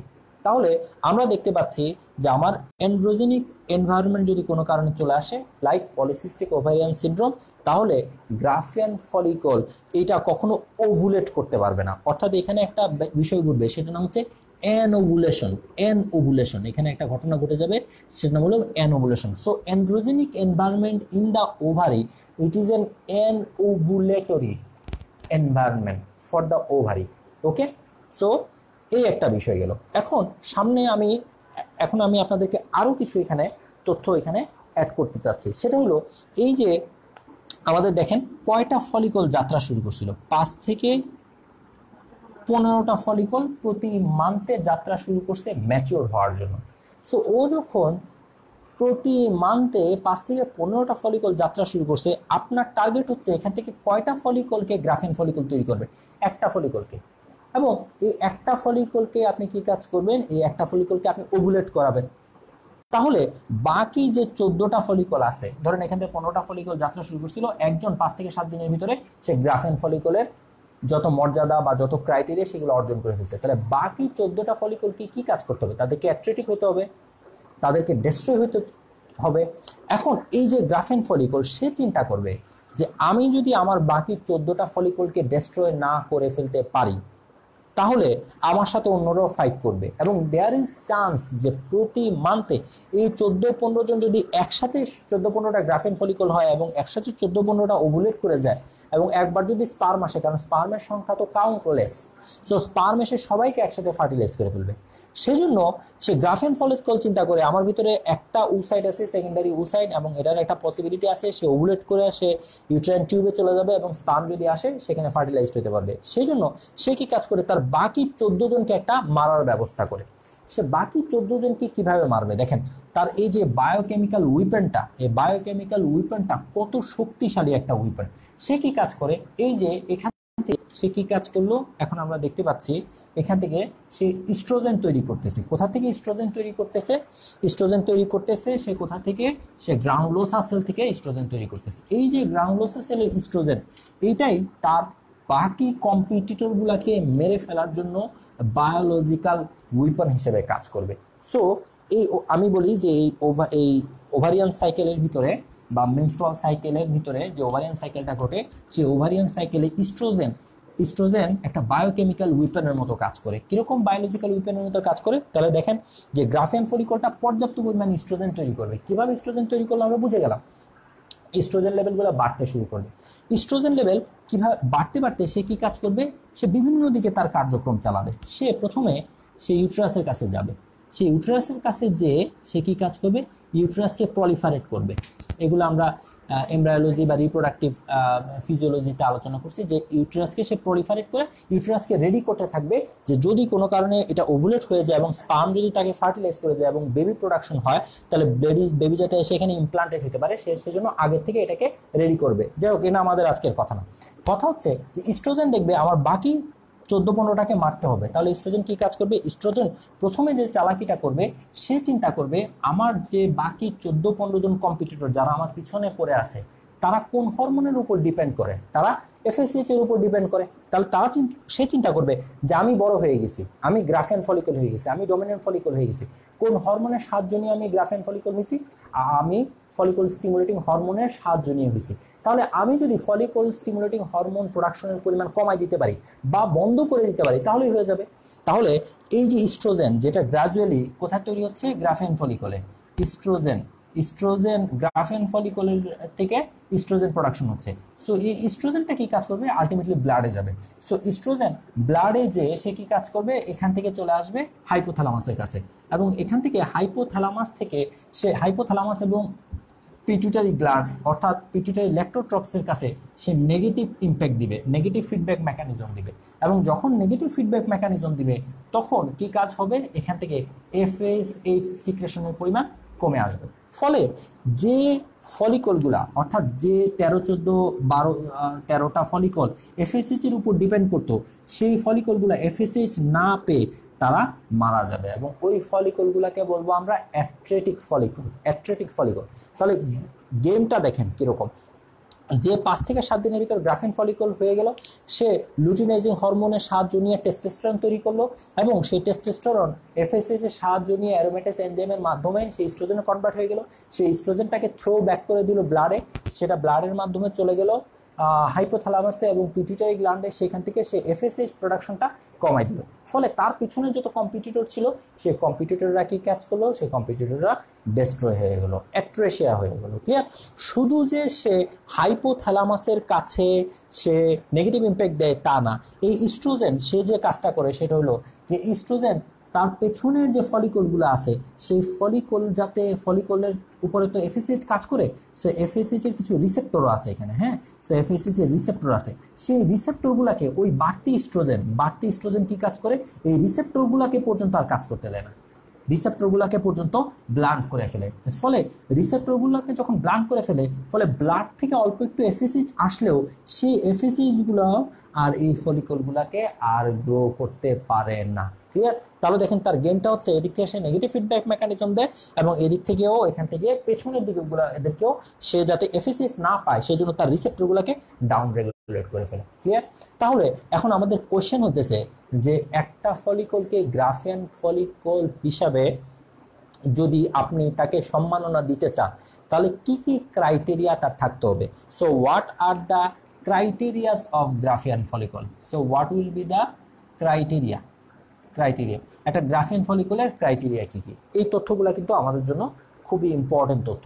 So Graafian ফলিকলের জন্য সবচাইতে ইম্পর্টেন্ট ক্রাইটেরিয়া হচ্ছে তার সাইজটা কিরকম। যেমন বইতে বলতেছে যে একটা গ্রাফিয়ান ফলিকল ডমিনেন্ট ফলিকল হইতে পারবে না বা ওভুলেট করতে পারবেন না যতক্ষণ পর্যন্ত না তার সাইজ 9.5 মিলিমিটারের বেশি হচ্ছে। তাহলে আপনি ফলিকুলোমেট্রি, এগুলো একটা ট্রান্সভ্যাজানাল আল্ট্রাসাউন্ড করে ফলিকুলোমেট্রি দেখা যায়, অর্থাৎ ফলিকুলের সাইজ মাপা যায়। তাহলে আপনি একটা ফলিকুলোমেট্রি করে যদি কোনো একটা ফলিকলকে 9.5 মিলিমিটারের উপরে না পান, অ্যাটলিস্ট 9.5 মিলিমিটারের উপরে না পান, তাহলে আপনি বলবেন যে এইটা আদৌ ওভুলেট করবে না। কিন্তু আইডিয়ালি একটা গ্রাফিয়ান ফলিকলের সাইজ বা ডমিনেন্ট ফলিকলের সাইজ 18 থেকে 20 মিলিমিটার বা তার বেশি হয়। 18 to 20, কয়েক বইতে কয়েক রকম কথা বলা আছে, কোনো বইতে একেবারে 20 মিলিমিটার বলা আছে, কোথাও 18। সেজন্য আমি একটা রেঞ্জে বলতেছি যে আপনি যদি একটা গ্রাফিয়ান ফলিকলকে বলেন যে তার ওভুলেট করার ক্ষমতা অর্জন করতে হবে, তাহলে তার সাইজ ট্রান্সভ্যাজানাল আল্ট্রাসাউন্ডের মাধ্যমে ফলিকুলোমেট্রি করে আপনাকে বলতে হবে যে এটার মাপ 9.5 মিলিমিটারের উপরে হয়েছে, তাহলে আমরা আশা করতে পারবো যে এই সাইকেলে ওভুলেশন হবে, otherwise it will be an ovulatory cycle. দ্বিতীয় কথা হচ্ছে এইটার সাইজ, গ্রাফিয়ান ফলিকলের ইউজুয়াল সাইজ হচ্ছে 18 থেকে 20 মিলিমিটার বা তার বেশি। যদি এরকম একটা সাইজ হয় তাহলে আমরা আর স্ট্রংলি বিলিভ করবো যে এখানে ওভুলেশন হওয়ার চান্স আছে। 2 নম্বর কথা হলো যে এইখানে গ্রাফিয়ান ফলিকল হতে গেলে এই ফলিকলটার ভিতরে অ্যান্ড্রোজেনিক এনভায়রনমেন্ট থাকা যাবে না। এখানে কোন ধরনের এনভায়রনমেন্ট থাকতে হবে? এখানে ইস্ট্রোজেনিক এনভায়রনমেন্ট থাকতে হবে। Estrogenic environment must be estrogenic. আর একটা রেশিও আছে, রেশিওটাকে বলা হয় এই এন্ট্রাল ফ্লুইডের মধ্যে অ্যান্ড্রোজেন ইস্ট্রোজেন, এই রেশিওটা ভেরি লো হইতে হবে। তাহলে এন্ট্রাল ফ্লুইডের অ্যান্ড্রোজেন ইস্ট্রোজেন রেশিওটা এটা ভেরি লো হইতে হবে, অর্থাৎ অ্যান্ড্রোজেনের পরিমাণ, অ্যান্ড্রোজেন যে একেবারে থাকবে না তা তো না, অ্যান্ড্রোজেন কম থাকতে হবে, ইস্ট্রোজেন বেশি থাকতে হবে। যার কারণে রেশিওটা কি হয়ে যাবে, রেশিও অ্যান্ড্রোজেন ভার্সাস ইস্ট্রোজেন, এই রেশিওটা একদম মিনিমাম লেভেলে থাকবে। Clear? So androgen oestrogen ratio এটাকে খুব কম পরিমাণে থাকতে হবে। আরেকটা ক্রাইটেরিয়া হচ্ছে যে এখানে এটাকে এই যে গ্রানুলোসা সেলগুলো আছে, এই গ্রানুলোসা সেলের এফএসএইচ এর রিসেপ্টর, প্রচুর পরিমাণে এফএসএইচ এর জন্য রিসেপ্টর থাকতে হবে, আদারওয়াইজ গ্রানুলোসা সেলগুলোর উপরে এই এফএসএইচ এসে কাজ করতে পারবে না। তাহলে গ্রানুলোসা সেল মাস্ট কন্টেইন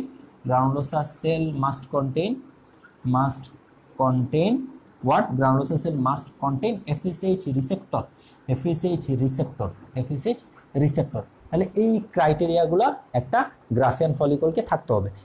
এখন আমরা তো গ্রাফিয়ান ফলিকল পর্যন্ত পৌঁছাই গেলাম, আমরা নেগেটিভ ফিডব্যাক মেকানিজমটাও বুঝে গেলাম যে গ্রাফিয়ান ফলিকল তৈরি হয় আর কিভাবে সে নেগেটিভ ফিডব্যাক মেকানিজম দেয়। আচ্ছা, এখানে একটা তথ্য আমি আপনাদেরকে জানাই, নেক্সট পয়েন্টে যাব, সেটা হলো যে প্রাইমোডিয়াল ফলিকল কি কন্টেইন করে, প্রাইমারি উসাইট।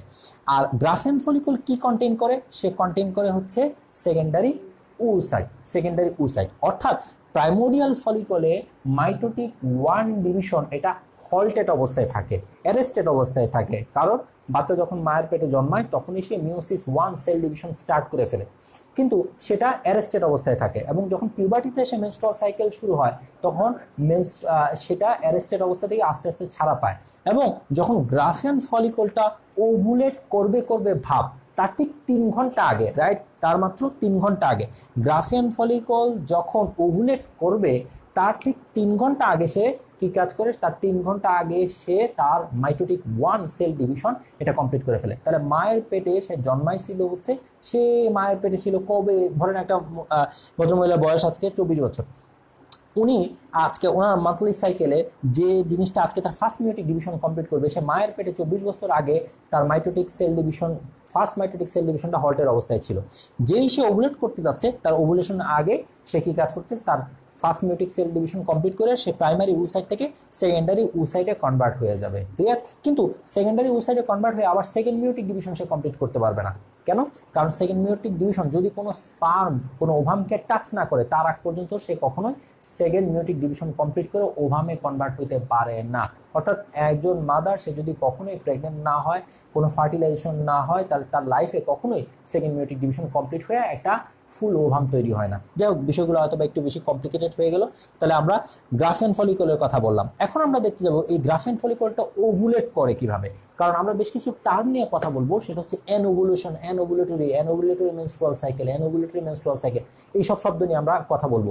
সো আমাদেরকে ওভুলেশনটা যদি আমরা না বুঝি, তাহলে ওভুলেশন না বুঝলে আসলে অ্যানোভুলেটরি সাইকেল বা এটার পিছনে কোন কোন হরমোনগুলো দায়ী সেই কথাগুলো যদি আমরা না বুঝি, তাহলে আমাদের জন্য এই টোটাল বিষয়টা একেবারে অন্ধকারে থেকে যাবে। তাহলে আমরা এখন একটু ওভুলেশনটা বুঝবো।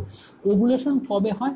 ওভুলেশন একটা মান্থলি সাইকেল যদি 28 দিনের একটা মান্থলি সাইকেল যদি হয়, টিপিক্যালি যদি 28 দিনের একটা মান্থলি সাইকেল হয়, তাহলে আমরা কি বলবো যে টিপিক্যালি একটা মান্থলি সাইকেলে 28 দিন হইলে তাহলে তার 14তম দিনে, অ্যারাউন্ড 14তম দিনে এইখানে যে ওভুলেশন হয়, ক্লিয়ার, অ্যারাউন্ড 14তম দিনে এটা ওভুলেশন হয়। তাহলে আমরা দেখতে পারবো যে গ্রাফিয়ান ফলিকলটা যখনই প্রায় ওভুলেট করবে ভাব, অর্থাৎ 14 দিনের ঠিক আশেপাশে, তখন একটা স্পেশাল সিচুয়েশন ঘটবে। দেখেন এর আগ পর্যন্ত কি হচ্ছিল, এর আগ পর্যন্ত যা হচ্ছিল সেটা হলো যে গ্রাফিয়ান ফলিকলটা প্রচুর পরিমাণে কি তৈরি করছিল, ইস্ট্রোজেন। গ্রাফিয়ান ফলিকলটা ইস্ট্রোজেন তৈরি করতেছিল, এবং ইস্ট্রোজেন কোন ধরনের ফিডব্যাক মেকানিজম দিচ্ছিল? ইস্ট্রোজেন দিচ্ছিল নেগেটিভ ফিডব্যাক মেকানিজম। এই তথ্যটা এখানে আমাদের জন্য খুব বেশি রকমের ইম্পর্টেন্ট। কি কাজ হলো যে এই নেগেটিভ ফিডব্যাক মেকানিজমটা কি কাজ করলো, ও আয়সা ওইখান থেকে এফএসএইচ এবং এলএইচ, এফএসএইচ এবং এলএইচ দুইটার সিক্রেশনের পরিমাণ মাত্রাতিরিক্ত কমায় ফেলছিল। কি কারণে? যাতে তার কম্পিটিটিভ যে ফলিকলগুলো আছে তারা গ্রোথ না করতে পারে। কিন্তু যখন ওভুলেশন হবে, ওভুলেশন হচ্ছে এরকম একটা সিচুয়েশন চলে আসবে। সো ওভুলেশনের 14তম দিন যদি আপনি ধরেন যে 14তম দিনে আমরা ওভুলেশন ঘটাবো, তাহলে ওই ওভুলেশনের ডেটের ঠিক 24 থেকে 48 ঘন্টা আগে ইস্ট্রোজেনের মাত্রা অনেক বেশি বেড়ে যাবে, অনেক ফোল্ড বেড়ে যাবে, এবং দেখা যায় যে এটা প্রায় 200 ইউনিটের উপর পর্যন্ত উঠে যেতে পারে, যেটা very unusual. Through out the menstrual সাইকেলে এত পরিমাণ ইস্ট্রোজেন রেইজ হয় না। এবং এই 14তম দিনের আশেপাশে এই ইস্ট্রোজেন যখন বাড়বে, এই ইস্ট্রোজেন প্রায় 24 থেকে 48 ঘন্টা ধরে সে এলিভেটেড থাকবে, 24 থেকে 48 ঘন্টা। এবং এই 24 থেকে 48 ঘন্টার এলিভেশন যখন থাকবে, তখন হঠাৎ করে বলা নাই কোয়া নাই এই নেগেটিভ ফিডব্যাক মেকানিজমটা পজিটিভ ফিডব্যাক মেকানিজমে টার্ন করবে। হঠাৎ করে সে পজিটিভ ফিডব্যাক মেকানিজমে টার্ন করবে, এবং পজিটিভ ফিডব্যাক মেকানিজমে টার্ন যখন করবে, তাহলে কিছুক্ষণ আগে ছিল negative feedback mechanism. Negative feedback mechanism কি কাজ করতেছিল? সে negative feedback mechanism FSH LH দুইটার পরিমাণে কমায় রাখতেছিল, একদম বেজ লাইনে নিয়ে আসতেছিল, হ্যাঁ, যাতে অন্যরা কেউ আর গ্রো না করতে পারে। যখন অন্যরা প্রায় অ্যাথলেটিক হয়ে গেছে ভাব, তখন সে ওই ওভুলেশনের, অর্থাৎ 14তম দিনে যদি ওভুলেশন হয় তার 24 থেকে 48 ঘন্টা ধরে আগে প্রায় 1 থেকে 2 দিন ধরে ইস্ট্রোজেনের লেভেল নর্মালের চাইতে অনেক বেশি, বললাম কি 200 ইউনিট পর্যন্ত চলে যেতে পারে, এত পরিমাণে ইস্ট্রোজেন সার্জ হবে। হঠাৎ করে এত ইস্ট্রোজেন সার্জ হবে যে এই নেগেটিভ ফিডব্যাক মেকানিজমটা তখন পজিটিভ ফিডব্যাক মেকানিজমে হবে। এবং যখন পজিটিভ ফিডব্যাক মেকানিজম হবে, অর্থাৎ ইস্ট্রোজেন এতক্ষণ হাইপোথ্যালামাসের গোনাডোট্রপিন রিলিজিং হরমোনকে সাপ্রেস করে রাখছিল, ইস্ট্রোজেন এতক্ষণ এলএইচ এফএসএইচ সিক্রেশনকে কমায় রাখছিল, কিন্তু হঠাৎ যখন এলএইচ এর সার্জ হবে, লুটিনাইজিং হরমোনের যখন সার্জ হবে, এই এলএইচ সার্জটা কি কাজ হবে, এই ইস্ট্রোজেন এত বেশি বেড়ে বেড়ে যাবে যে ইস্ট্রোজেন হঠাৎ করে গোনাডোট্রপিন রিলিজিং হরমোনের পরিমাণকে বাড়ায় দিবে। এবং এটা কিভাবে হয় কেউ জানে না, হঠাৎ করেই গোনাডোট্রপিন হরমোনের সিক্রেশন পরিমাণ বেড়ে গেল। এবং দেখা যাবে যে এইখানে এই গোনাডোট্রপিন রিলিজিং হরমোন যখন বাড়বে তখন কিন্তু এফএসএইচ এলএইচ না, অনলি এলএইচ অর্থাৎ প্রেফারেন্সিয়ালি অনলি এলএইচ সিক্রেশন বাড়বে, এফএসএইচ সিক্রেশন কিন্তু বাড়বে না। এই পয়েন্টটা কিন্তু খুবই ইম্পর্টেন্ট এলএইচ সার্চের জন্য। তাহলে এলএইচ সার্চ আমরা কি বললাম, এলএইচ সার্চ কিভাবে হয়, নর্মালি ফার্স্ট 14 ডেজে ইস্ট্রোজেন যখন বাড়তে শুরু করে, ইস্ট্রোজেন বাড়তে বাড়তে বাড়তে বাড়তে এমন একটা পর্যায়ে যায় যে সে নেগেটিভ ফিডব্যাক মেকানিজমের মাধ্যমে অন্যান্য ফলিকলগুলা গ্রোথ করা বন্ধ করে দেয়, উপর থেকে এফএসএইচ এবং এলএইচ সিক্রেশনের পরিমাণ কমায়। কিন্তু ওভুলেশনের জাস্ট 24 থেকে 48 ঘন্টা আগে হঠাৎ করে এমন একটা ইস্ট্রোজেনিক সার্চ হয়, এত পরিমাণে ইস্ট্রোজেনিক সার্চ হয় যে ইস্ট্রোজেনিক সার্চটা তার নেগেটিভ ফিডব্যাক মেকানিজম থেকে এসে বের হয়ে আসে, এসে পজিটিভ ফিডব্যাক মেকানিজমে টার্ন করে এবং হঠাৎ করে গোনাডোট্রপিন রিলিজিং হরমোন সিক্রেশনের পরিমাণ বাড়ে এবং লুটিনাইজিং হরমোন সিক্রেশনের পরিমাণ বেড়ে যায়। এবং লুটিনাইজিং হরমোন সিক্রেশনের পরিমাণ বেড়ে প্রায় 70 ইউনিট পর্যন্ত উঠে যায়, যেটা very unusual through out the cycle. শুধুমাত্র এই ওভুলেশনের আশেপাশে সময়টাতে এখানে এলএইচের একটা সার্চ হয়, বড় একটা পিক হয়, প্রায় 60 to 70 ইউনিট পর্যন্ত এটা উঠে যায় লুটিনাইজিং হরমোন। এবং এই যে হঠাৎ করে সার্চ হলো, এই সার্চটা কি কাজ করবে, এনভায়রনমেন্টে একটা দারুণ পরিবর্তন আনবে। কয়েকটা শব্দ বইতে কিন্তু লেখা আছে, সেটা কি যে এই সার্চটা কি ইফেক্টিভ হইতে হবে, ইফেক্টিভ। দেখেন মনে করেন যে এখন একজন লেডিকে রেগুলার বেসিসে লুটিনাইজিং হরমোন দেওয়া হলো, তার ব্লাডে প্রচুর পরিমাণ through out the monthly cycle luteinising hormone দেওয়া হচ্ছে, তাহলে কি তার সার্চ হবে না? সার্চটা কিন্তু এরকম না, সার্চটা একটা আকস্মিক ঘটনা, বলা নাই কওয়া নাই, ঠিক দেখা যাবে এর আগে একটা পিক হচ্ছে, ওই পিকটা ইট মাস্ট বি ইফেক্টিভ। যদি এলএইচ এর এরকম ইফেক্টিভ একটা সার্চ হয় তাহলেই শুধুমাত্র এই যে ওভামটা আছে সে ওভামটা কি কাজ করবে, ফেটে বের হয়ে সে ইউট্রাইন টিউবে চলে যাবে। এবং খুব মজার ব্যাপার হচ্ছে কি যে যখনই ওভুলেট হবে ভাব, তখন দেখা যায় এই যে ফলিকলটা সে আর ওভারির ভিতর থাকে না, বরং সে সারফেসে উঠে আসে। কোথায় চলে আসে? ওভারির সারফেসে, ওভারির ভিতর দিকে আসে না, বরং ওভারির সারফেসে চলে আসে। ফলে ট্রান্সভ্যাজাইনাল আলট্রাসাউন্ড করেও খুব সুন্দর দেখা যায় এটাকে একদম সারফেসে, ওভারির সারফেসের দিকে চলে আসে, কারণ তাকে অ্যাবডোমিনাল ক্যাভিটিতে রাপচার হয়ে চলে যেতে হবে, সেই অ্যাবডোমিনাল ক্যাভিটি থেকে তাকে ইউট্রাইন টিউবে ঢুকতে হবে। তাহলে সে কি কাজ করে, ঠিক ওভুলেশনের আগ দিয়ে সে এলএইচ সার্চের প্রভাবে সে সারফেসে চলে আসে। এবং এখানে আরো অনেকগুলো বায়োকেমিক্যাল মেকানিজম ঘটে, যে বিষয়টাকে আমরা ওভুলেশন বলি। Ovulation is a very very very special matter. এবং এটা শুধুমাত্র এলএইচ কারো থাকলেই হবে না, এটা সার্চ হইতে হবে। এটা যদি পিক না হয়, সাডেন রাইজ অ্যান্ড সাডেন ফল, এই জিনিসটা যদি না হয় তাহলে কিন্তু এই কাজটা হবে না। এবং আপনাকে যদি বলা হয় যে এলএইচ সার্চ এটা কত ঘন্টা সময় থাকে, উত্তর হবে এটা 24 ঘন্টা ধরে এই এলএইচ সার্চটা পুরো 24 ঘন্টা ধরে এটা থাকে। এবং এই সার্চের কারণে এখানে আরও আমরা এটা আমাদের রিপ্রোডাক্টিভ ফিজিওলজিতে ব্যাখ্যা করছি যে কিভাবে ওভামটা সারফেসে চলে আসে বা ফলিকলটা সারফেসে আসে, কিভাবে রাপচার হয়, এখানে কতগুলা প্লাজমিন তৈরি হয়, প্লাজমিনগুলা ডিস্ট্রাকটিভ এনজাইমের মতো কাজ করে, তারা এখানে যত কানেকটিভ টিস্যু আছে সেগুলোকে ভেঙে এটা বাস্ট আউট হয়ে এখানে জাম্প করে। Clear? So then that will be an effective ovulation.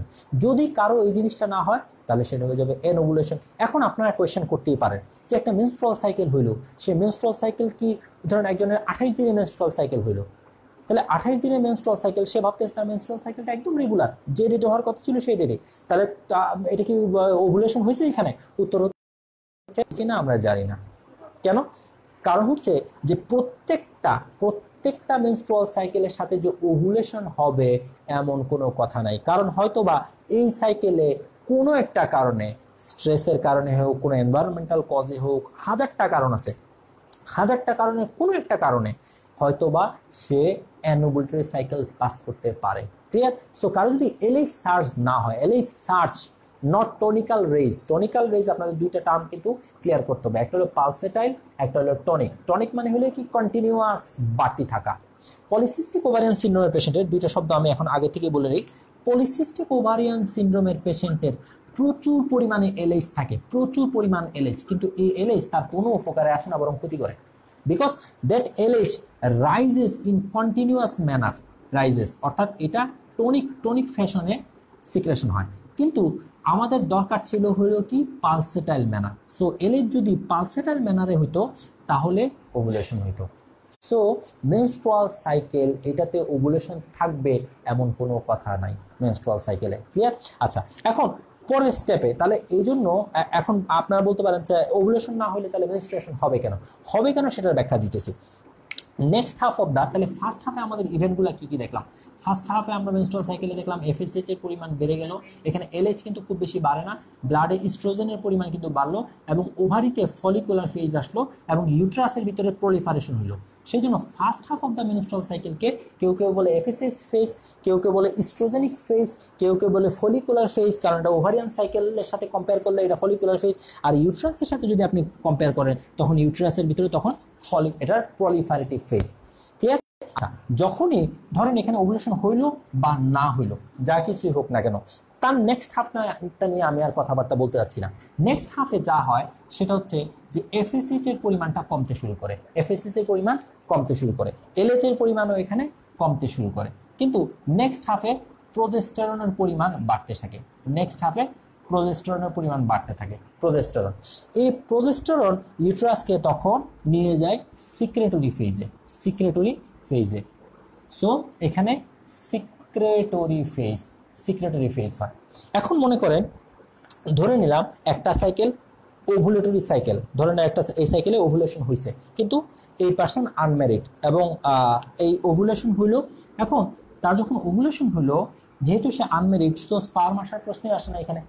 So সে যখন স্পার্ম পাইলো না তখন ওই ওভাম তার সেকেন্ড মিওটিক ডিভিশন কমপ্লিট করলো না, অর্থাৎ সেকেন্ডারি ওসাইট হিসেবে সে মারা গেল, সে আর ওভামে কনভার্ট হতে পারলো না, সে সেকেন্ডারি ওসাইট হিসেবে এখানে ড্যামেজড হয়ে গেল, একদম ডেস্ট্রয়েড হয়ে গেল এখানে। ক্লিয়ার? এবং যখন এই ওভাম এখানে আর সারভাইভ করে না, ওভাম যখন সারভাইভ করে না তখন কি কাজ হয় না, তখন আর এই টোটাল মেনস্ট্রুয়াল সাইকেলটাও আর সারভাইভ করে না। বিষয়টা কিরকম? ধরেন একটা ওভাম এখানে আসলো, আগে আমরা ধরে নেই যে একটা ম্যারিড পার্সনের কথাই চিন্তা করি যে ম্যারিড পার্সনের ক্ষেত্রে বিষয়টা কীভাবে হবে, তাহলে আনম্যারিড পার্সনের ক্ষেত্রে আমরা এটাকে ডিস্টিংগুইশ করতে পারবো। মনে করেন যে একটা কাপল ট্রাই করতেছে বেবি নেওয়ার জন্য, তাহলে তারা কি কাজ করবে? ধরুন ওভুলেট করলো, ফার্স্টে আমরা বললাম যে এখানে ওভুলেশন হলো। সো ওভুলেশন যখন হলো এবং দেখা গেল স্পার্মও এখানে আসছে, স্পার্ম এসে এই ওভামটাকে এখানে ফার্টিলাইজ করে ফেলছে। যখন স্পার্ম এসে এখানে ফার্টিলাইজ করে ফেললো তখন এখান থেকে আমাদের এমব্রায়ো তৈরি হলো এবং এমব্রায়োটা 2 cell stage, 4 stage cell, 8 stage cell, এগুলো করতে করতে সে ইউট্রাইন ক্যাভিটিতে আসলো। ইউট্রাইন ক্যাভিটিতে আসা যখন সে ইমপ্লান্টেড হবে, ইমপ্লান্টেড হলে তখন এই যে ইমপ্লান্টেড আমাদের যে ট্রোপোব্লাস্ট আছে সে প্রচুর পরিমাণে হিউম্যান কোরিওনিক গোনাডোট্রপিন, যেটা প্রেগনেন্সি টেস্ট চেক করতে আমাদের কাজে লাগে, এই হিউম্যান কোরিওনিক গোনাডোট্রপিন সিক্রেশন করা শুরু করবে। এই হিউম্যান কোরিওনিক গোনাডোট্রপিন তখন এই যে গ্রাফেন ফলিকলের রেজিডিউটা, অর্থাৎ যে ওভামটা আছে সেই ওভামটা তো বের হয়ে চলে গেল, তাই না? ওভামটা বের হয়ে যাওয়ার পরে যা বাকিটা থেকে যায় এটাকে আমরা বলি কি বলি? আমরা বলি হচ্ছে এটাকে, এই জিনিসটাকে কর্পাস লুটিয়াম বলি। সো এই ওভাম যেটা চলে গেল, সেই ওভামটা যখন ফার্টিলাইজড হয়ে সে ইমপ্লান্টেড হলো তখন সে হিউম্যান কোরিওনিক গোনাডোট্রপিন রিলিজ করে সে এই জিনিসটাকে অর্থাৎ কর্পাস লুটিয়ামটাকে এমনভাবে স্টিমুলেট করলো যে কর্পাস লুটিয়াম প্রচুর পরিমাণে প্রোজেস্টেরন তৈরি করতে শুরু করে। সো কর্পাস লুটিয়াম এসসিজির প্রভাবে প্রোজেস্টেরন তৈরি করতে শুরু করলো এবং প্রোজেস্টেরনটা, বাড়তি প্রোজেস্টেরন সে কি কাজ করলো? বাড়তি প্রোজেস্টেরন যে ওই হাইপোথ্যালামাসে যে এখানে সব কিছুকে বন্ধ করে রাখলো যাতে এফএসএইচ এলএইচ আর সিক্রেশন না হয়ে আর কোনো ফলিকলের জন্ম না দেয়। আর এই প্রোজেস্টেরনটা ইউট্রাসটাকে আরও সফট করলো, যার কারণে বেবিটা এখানে কি কাজ করতে পারে? আরও গ্রো করতে পারে। ঠিক আছে? আর যেহেতু এখানে প্রোজেস্টেরন ইউট্রাসটাকে ট্রিট করতেছে, সো প্রোজেস্টেরন ইউট্রাসকে ট্রিট করার কারণে ইউট্রাসের প্রলিফারেশন হয় এবং কোনো প্রকার মেনস্ট্রুয়েশন হয় না। ক্লিয়ার? কিন্তু যদি এরকম না হয়, কোনো স্পার্ম যদি ওভামকে ফার্টিলাইজ না করে, তাহলে আলটিমেটলি এই ওভামটা ফার্টিলাইজ না হওয়ার কারণে সে ইউট্রাসের ভিতরে যে ইমপ্লান্টেড হবে না, কারণ এমব্রায়ো তো আর তৈরি হলো না এবং হিউম্যান কোরিওনিক গোনাডোট্রপিনও আসবে না। হিউম্যান কোরিওনিক গোনাডোট্রপিন না আসলে প্রোজেস্টেরন সিক্রেশনও হবে না, বরং প্রোজেস্টেরন কমতে শুরু করবে। প্রোজেস্টেরন যখন কমতে শুরু করবে তখন এই মান্থলি 28 দিনে ইউট্রাসের যে চেঞ্জ হয়েছিল, কি চেঞ্জ হয়েছিল? ইউট্রাসের প্রলিফারেশন হয়েছিল, ইউট্রাসের সিক্রেশন হয়েছিল এবং ইস্ট্রোজেন এবং প্রোজেস্টেরন ইউট্রাসের ব্লাড ভেসেলসগুলোকে ডাইলেট করে ফেলছিল, ব্লাড ব্লাড সার্কুলেশন বাড়াই ফেলছিল, ওর সেলগুলোর মারাত্মক প্রলিফারেশন করাইছিল। সো ইস্ট্রোজেন এবং প্রোজেস্টেরন, বিশেষ করে প্রোজেস্টেরনের লেভেল যখন কমে আসবে, কেন কমে আসবে? কারণ ফার্টিলাইজেশন হয় নাই, ইমপ্লান্টেশন হয় নাই, এসিজি রিলিজ হয় নাই। প্রোজেস্টেরন লেভেল যখন কমতে শুরু করবে তখন ইউটেরাসটা হঠাৎ করে ব্লাড ফ্লো বন্ধ হয়ে যাবে। কেন? কারণ প্রোজেস্টেরন ব্লাড ভেসেলসগুলোকে ডাইলেট করে রাখছিল, এখন প্রোজেস্টেরন নাই। সো ব্লাড ভেসেলসগুলো সব কনস্ট্রিক্টেড হয়ে যাবে এবং এখানে ইস্কেমিয়া হবে, এবং ইস্কেমিয়া হয়ে নেক্রোসিস হয়ে এখান থেকে স্ল্যাপ আউট হইতে শুরু করবে। আর প্রোজেস্টেরন যেহেতু কমতে শুরু করলো, সো প্রোজেস্টেরন কমতে থাকার কারণে এখান থেকে আবার গোনাডোট্রপিন রিলিজিং হরমোন সিক্রেশনের পরিমাণ কি হতে শুরু করলো? বাড়তে শুরু করলো। So this is how the menstrual cycle happens in if কেউ যদি প্রেগনেন্ট হয় বা ফার্টিলাইজেশন হয়, তার ক্ষেত্রে মেনস্ট্রুয়াল সাইকেলটা আর হবে না। আর যদি ফার্টিলাইজেশন না হয় তাহলে মেনস্ট্রুয়াল সাইকেল আবারও অনসেট হয়ে যাবে। এই টোটাল ব্যাপারটাকে কন্ট্রোল করে human chorionic gonadotropin. So presence of human chorionic gonadotropin in urine or blood, এটা দেখে আমরা ডিটেক্ট করি হচ্ছে যে এটা উনি প্রেগনেন্ট হইলো নাকি হইলো না। ক্লিয়ার? এখন এই জিনিসটা যদি আপনাদের খুব সংক্ষিপ্ত লাগে, মানে খুব দ্রুত বলে ফেলাম, সেই জন্য আপনারা ফার্দার ইয়ার জন্য আমাদের রিপ্রোডাক্টিভ ফিজিওলজির লেকচারগুলো দেখলে এই জিনিসটাকে আপনারা টোটালি এর সাথে কোরিলেট করতে পারবেন। এখন আমাদের পলিসিস্টিক ওভারিয়ান সিনড্রোমের সাথে এই জিনিসগুলা সম্পর্ক কি, যে কথাটা আমি এখানে বলতে চাচ্ছিলাম, যে ওভুলেশন কি মেনস্ট্রুয়াল সাইকেলের একটা ইম্পর্টেন্ট কম্পোনেন্ট কিনা। আপনাদের যদি এমসিকিউতে কখনো আসে তাহলে আপনাদের জ্ঞাতার্থে আমি বলে রাখতেছি যে ওভুলেশন কখনোই মেনস্ট্রুয়াল সাইকেলের কোনো কম্পোনেন্ট না। ক্লিয়ার? সো ওভুলেশন, তাহলে আমি আপনাদেরকে একটা তথ্য, আমি দত্তর বই থেকে আমি আপনাদেরকে একটা তথ্য আপনাদের সাথে শেয়ার করতেছি। এখানে একটা লেখা আছে, যে জিনিসটা আমার কাছে খুবই পছন্দ হয়েছে, যে শব্দটা, যে menstruation is unrelated to ovulation. Menstruation is unrelated to ovulation. কারণ ওভুলেশন যদি না হয় তাহলে ওই রিদমিক ব্যাপারটা কিন্তু ঘটতে থাকবেই। এবং ইউট্রাস, এই যে ইস্ট্রোজেনের কারণে, বাড়তি ইস্ট্রোজেনের কারণে, কিছুটা বাড়তি প্রোজেস্টেরনের কারণে ইউট্রাস প্রলিফারেটিভ স্টেজ এবং সিক্রেটরি স্টেজের মধ্যে দিয়ে যাবে, এবং যখন ইস্ট্রোজেন এবং প্রোজেস্টেরনের পরিমাণ আবার কমতে থাকবে at the end part of menstrual cycle, তখন আবার শেডিং আউট হতে থাকবে। ক্লিয়ার? সো এখানে একটা তথ্য বলা আছে যে menstruation is unrelated to ovulation. আর তারপরে একটা তথ্য বলা আছে যে anovulatory menstruation is quite common. কথাটা শোনেন, যে anovulatory menstruation is quite common during adolescence. অর্থাৎ অ্যাডোলেসেন্স টাইমে যে সাইকেলগুলো হবে তার মধ্যে অনেকগুলো সাইকেলই অ্যানোভুলেটরি। দেখা যাবে মেনস্ট্রুয়েশন হবে কিন্তু অ্যানোভুলেটরি, রেগুলার মেনস্ট্রুয়েশন হচ্ছে এবং ডিউ টাইমে মেনস্ট্রুয়েশন হচ্ছে, কিন্তু এখানে কোনো ওভুলেটরি সাইকেল না, ওভামই আসতেছে না, ওভুলেটই করতেছে না। কেন? কারণ তার সাইকেলটা এখনো ওইরকম ভাবে ওভুলেশনের জন্য এক্সপার্ট হয় না। কারণ ovulation it's a very tough situation. সারা বছর পড়াশোনা সবাই করে, কিন্তু পরীক্ষায় কিন্তু সবাই কৃতকার্য হইতে পারে না।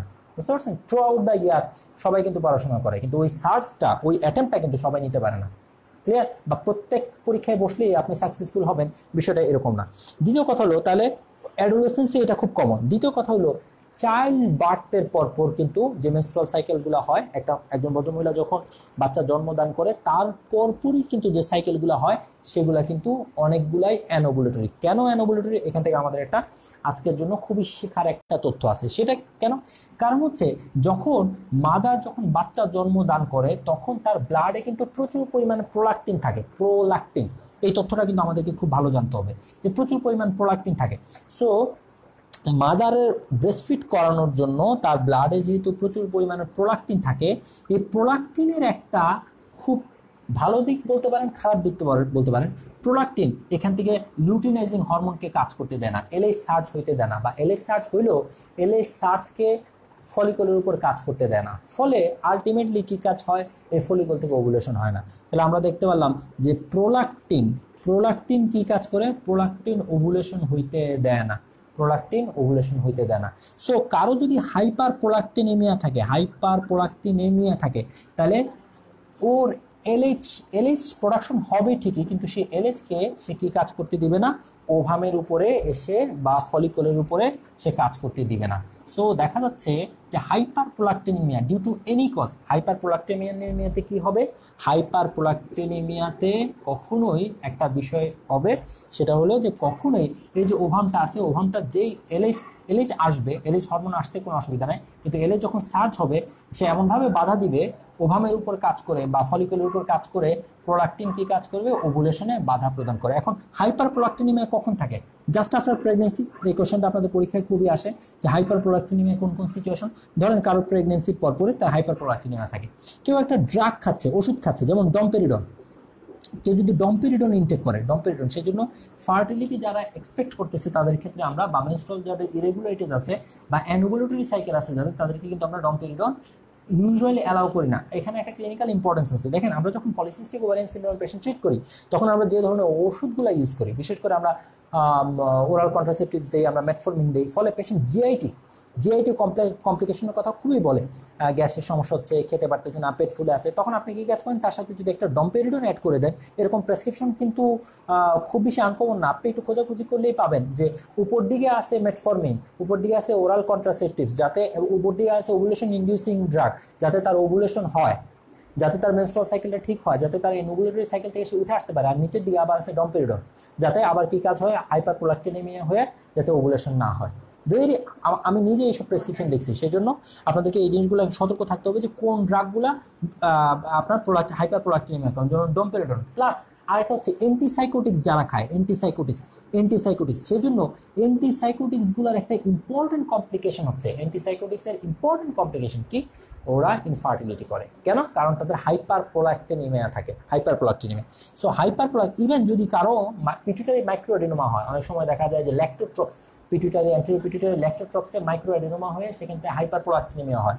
সো পিটুইটারি মাইক্রোএডিনোমা এগুলোতেও কিন্তু হাইপার প্রোলাক্টিনিমিয়া থাকে।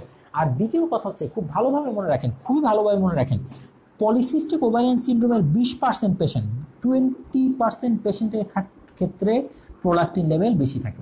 কেন? সেটা আমরা ব্যাখ্যা করব যে 20% ক্ষেত্রে আপাতত জেনে রাখেন যে 20% patient of polycystic ovarian syndrome, তাদের ক্ষেত্রে 20% পেশেন্টেরই হাইপার প্রোলাক্টিনিমিয়া থাকে। এবং যদি কারো হাইপার প্রোলাক্টিনিমিয়া থাকে, আপনি যতই চেষ্টা করেন না কেন, যতই ওভুলেশন ইনডিউসিং ড্রাগ দেন না কেন, ক্লোমিফেন সাইট্রেট দেন, আর আপনি এখানে লেট্রিজল, এই টাইপের ড্রাগগুলো দেন, ওভুলেশন ইনডিউসিং ড্রাগ দেন, কোনো কাজ হবে না। সো আপনাকে হাইপার প্রোলাক্টিনিমিয়া ট্রিট করতে হবে। এবং সেই জন্য যে ড্রাগ আছে, সেই ড্রাগটার নাম আমাদের হচ্ছে ব্রোমোক্রিপ্টিন।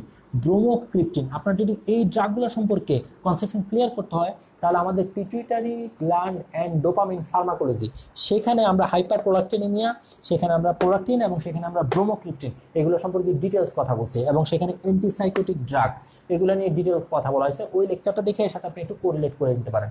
তাহলে আমরা বললাম যে কোন কোন ড্রাগ হাইপার প্রোলাক্টিনিমিয়া করে। প্রেগনেন্সিতে একটা নর্মাল একটা ফিজিওলজিক্যাল বিষয়, এটা হাইপার প্রোলাক্টিনিমিয়া হবে এবং সেক্ষেত্রে ওভুলেশনে বাধা দেয়। সেই জন্যই তো আমাদের একটা কি কাজ হয়, আমরা বলি ফিজিওলজিক্যাল একটা অ্যানোভুলেটরি সাইকেল পাস করে জাস্ট আফটার প্রেগনেন্সি। ড্রাগের ক্ষেত্রে ডমপেরিডন, অ্যান্টিসাইকোটিক, এই ড্রাগগুলো আরও একটা লম্বা লিস্ট আছে। তাছাড়া যদি মাইক্রোএডিনোমা হয়, আর যদি কারো 20% ক্ষেত্রে পেশেন্টের পলিসিস্টিক ওভারিয়ান সিনড্রোমে হাইপার প্রোলাক্টিনিমিয়া থাকে, তাদেরকে আপনি ব্রোমোক্রিপ্টিন অথবা ক্যাবারগুলিন, দিজ আর ডোপামিন অ্যাগোনিস্ট, এই ডোপামিন অ্যাগোনিস্ট দিয়ে তারপর আমরা এটা ট্রিট করি। আর এই যে ডমপেরিডন বা antipsychotic, these are dopamine antagonist use করলে প্রোলাক্টিনের লেভেল বেড়ে যায় বা হাইপার প্রোলাক্টিনেমিয়া হয়। তাহলে আমরা এখন যে তথ্যগুলো দেখলাম, তাহলে কেন একটা পেশেন্টের, তাহলে হোয়াট ইজ অ্যানোভুলেটরি সাইকেল? অ্যানোভুলেটরি সাইকেল হচ্ছে একটা মেনস্ট্রুয়াল সাইকেল হবে, কিন্তু ওভুলেশন হবে না। আরেকটা কথা এখান থেকে আমি একটু ক্লিনিক্যাল কনটেক্সটে যাওয়ার আগে আপনাদের সাথে শেয়ার করতে চাই, সেটা হলো যে দেখবেন যে জেফকটে এই তথ্যটা লেখা আছে, জেফকটে একটা তথ্য লেখা আছে যে যদি কারো মেনস্ট্রুয়াল সাইকেল রেগুলার হয়, একদম রেগুলার হয়, এটা ধরে নেওয়ার কোনো কারণ নাই যে তার প্রত্যেকটা সাইকেলে এভুলেশন হইতেছে। এবং আরেকটা কথা বলা আছে যে এর সাথে যদি টেস্টোস্টেরন লেভেল বেশি থাকে, এই যে আমরা বলছি যে ওভারির ভিতরে যদি অ্যান্ড্রোজেনিক লেভেল বেশি থাকে, তাহলে এই হাইপার অ্যান্ড্রোজেনিক স্টেটের ফিমেলদের 20% ফিমেলের এমন দেখা যায় তাদের রেগুলার মেনস্ট্রুয়েশন হচ্ছে, কিন্তু তারা জানেই না যে তাদের ওভুলেশন হচ্ছে না। One of my students, say complain করলো যে তার যখন ইনফার্টিলিটির কেস সে ইভ্যালুয়েট করতে যাচ্ছে, সে ফলিকুলোমেট্রি করে দেখতে পারতেছে দেয়ার ইজ নো ফলিকল এবং ওভারি ইজ জাস্ট পলিসিস্টিক। তখন সে বলতেছে যে I have no complain just after my menarche, কোনো কমপ্লেন ছিল না, regular menstruation, but she was anovulatory. সে নিজেও এটা জানতো না এবং জানার পরে সে অবাক হয়ে গেছে। সো এই তথ্যটা আপনি ক্লারিফাই করতে পারবেন কোনো পেশেন্ট যদি এরকম কমপ্লেন করে যে আমার কখনো এই ধরনের সমস্যা ছিল না, মেনস্ট্রুয়েশন ঠিক টাইমে অনসেট হয়েছে, কোনো অলিগোমেনোরিয়া নাই, রেগুলার সব কিছু রেগুলার, তারপরেও এই ধরনের কেন? তাহলে আমরা বলতে পারবো যে 20% পলিসিস্টিক ওভারিয়ান সিনড্রোমের পেশেন্ট তারা তাদের এলডেস্ট যাদের অ্যান্ড্রোজেন লেভেল বেশি থাকবে, androgen level, blood androgen level, এবং ইনফ্যাক্ট ওভারি অ্যান্ট্রামের ভিতরেও যদি অ্যান্ড্রোজেন লেভেল বেশি থাকে তাহলে তারা নিজেরাও জানবে না যে তাদের মেনস্ট্রুয়াল সাইকেল সবই রেগুলার হবে, কিন্তু সেগুলা অ্যানোভুলেটরি হবে। তাহলে এখান থেকে আমরা ওই তথ্যটা কিন্তু আবারও ক্লারিফাই করতে পারি যে menstruation is unrelated to ovulation. Unrelated এই শব্দটা কিন্তু খুবই ইম্পর্টেন্ট একটা কথা। আরেকটা তথ্য আমরা জানবো এলএইচ সার্চ, যে তথ্যগুলো আমাদের সামনে কিছুক্ষণ পরে কাজে লাগবে, সেটা হলো এলএইচ সার্চ। এলএইচ সার্চটা কি জিনিস? এলএইচ সার্চ হচ্ছে যে একটা পিক হওয়া, আর লুটিনাইজিং হরমোন ব্লাডে আসে তার মানেই এলএইচ সার্চ হবে তা না, বরং একটা পেশেন্টের যদি ক্রনিক্যালি বা টনিক্যালি এলএইচ লেভেল বেশি থাকে সেটা তার আরো এলএইচ সার্চের জন্য খারাপ। এলএইচ সার্চ মানে হচ্ছে হুট করে উঠবে, হুট করে ফল করবে। সো এই এলএইচ সার্চটা না হয়ে যাওয়ার, যদি একেবারে through out the cycle LH বেশি থাকে সেটা তার ওভুলেশন করতে দিবে না। ঠিক আছে, সো আমরা কয়েকটা বায়োকেমিক্যাল, এখন আরেকটা হচ্ছে যে একটা ফলিকল কেন অ্যাট্রেসিয়া হবে, একটা ফলিকলের কেন, কতগুলো ফলিকল আমরা দেখতে পেলাম যে অ্যাট্রেসিয়া হয়, তাহলে ফলিকুলার অ্যাট্রেসিয়া কেন হয়? ফিজিওলজিক্যাল কজে ফলিকুলার অ্যাট্রেসিয়ার কজ আমরা ব্যাখ্যা করতে পারছি, তাই না? যে ফিজিওলজিক্যালি আমরা ফলিকুলগুলোকে অ্যাট্রেসিয়া করে ফেলি। কেন অ্যাট্রেসিয়া করে ফেলি? কারণ এক মান্থে 15 থেকে 20টার মতো আমার ফলিকল যাত্রা শুরু করে তারা ম্যাচিউর হওয়ার জন্য, কিন্তু 15 থেকে 20টা ফলিকলকে আমরা অ্যালাউ করতে চাই না। আমরা চাই না যে 15 থেকে 20টা ফলিকল তারা ম্যাচিউর হোক, তারা ওভুলেট করুক। সেই জন্য কি কাজ করে? এই যে গ্রাফিন ফলিকল, সে ইস্ট্রোজেন রিলিজ করে, যে ইস্ট্রোজেনটা হাইপোথ্যালামাসে যে নেগেটিভ ইম্প্যাক্ট দেয়। মোরওভার পেছনের যে ফলিকলগুলো আছে সেই ফলিকলগুলোকে তারা কি কাজ করে? সেই ফলিকুলার উপর যাতে এফএসএইচ না কাজ করতে পারে, ফলিকল স্টিমুলেটিং হরমোন এসে যাতে না কাজ করতে পারে, সেই জন্য তাদের রিসেপ্টরগুলোকে ব্লক করে ফেলে, তাদের রিসেপ্টরগুলো আর তৈরি করতে দেয় না, ফলে অ্যাট্রেসিয়া হয়। সো অ্যাট্রেসিয়া হওয়ার একটা মেকানিজম আমরা দেখলাম, this is physiological, oestrogen mediated. কিন্তু প্যাথোলজিক্যাল কজেও কিন্তু একটা অ্যাট্রেসিয়া হয়। কেন অ্যাট্রেসিয়া হয়?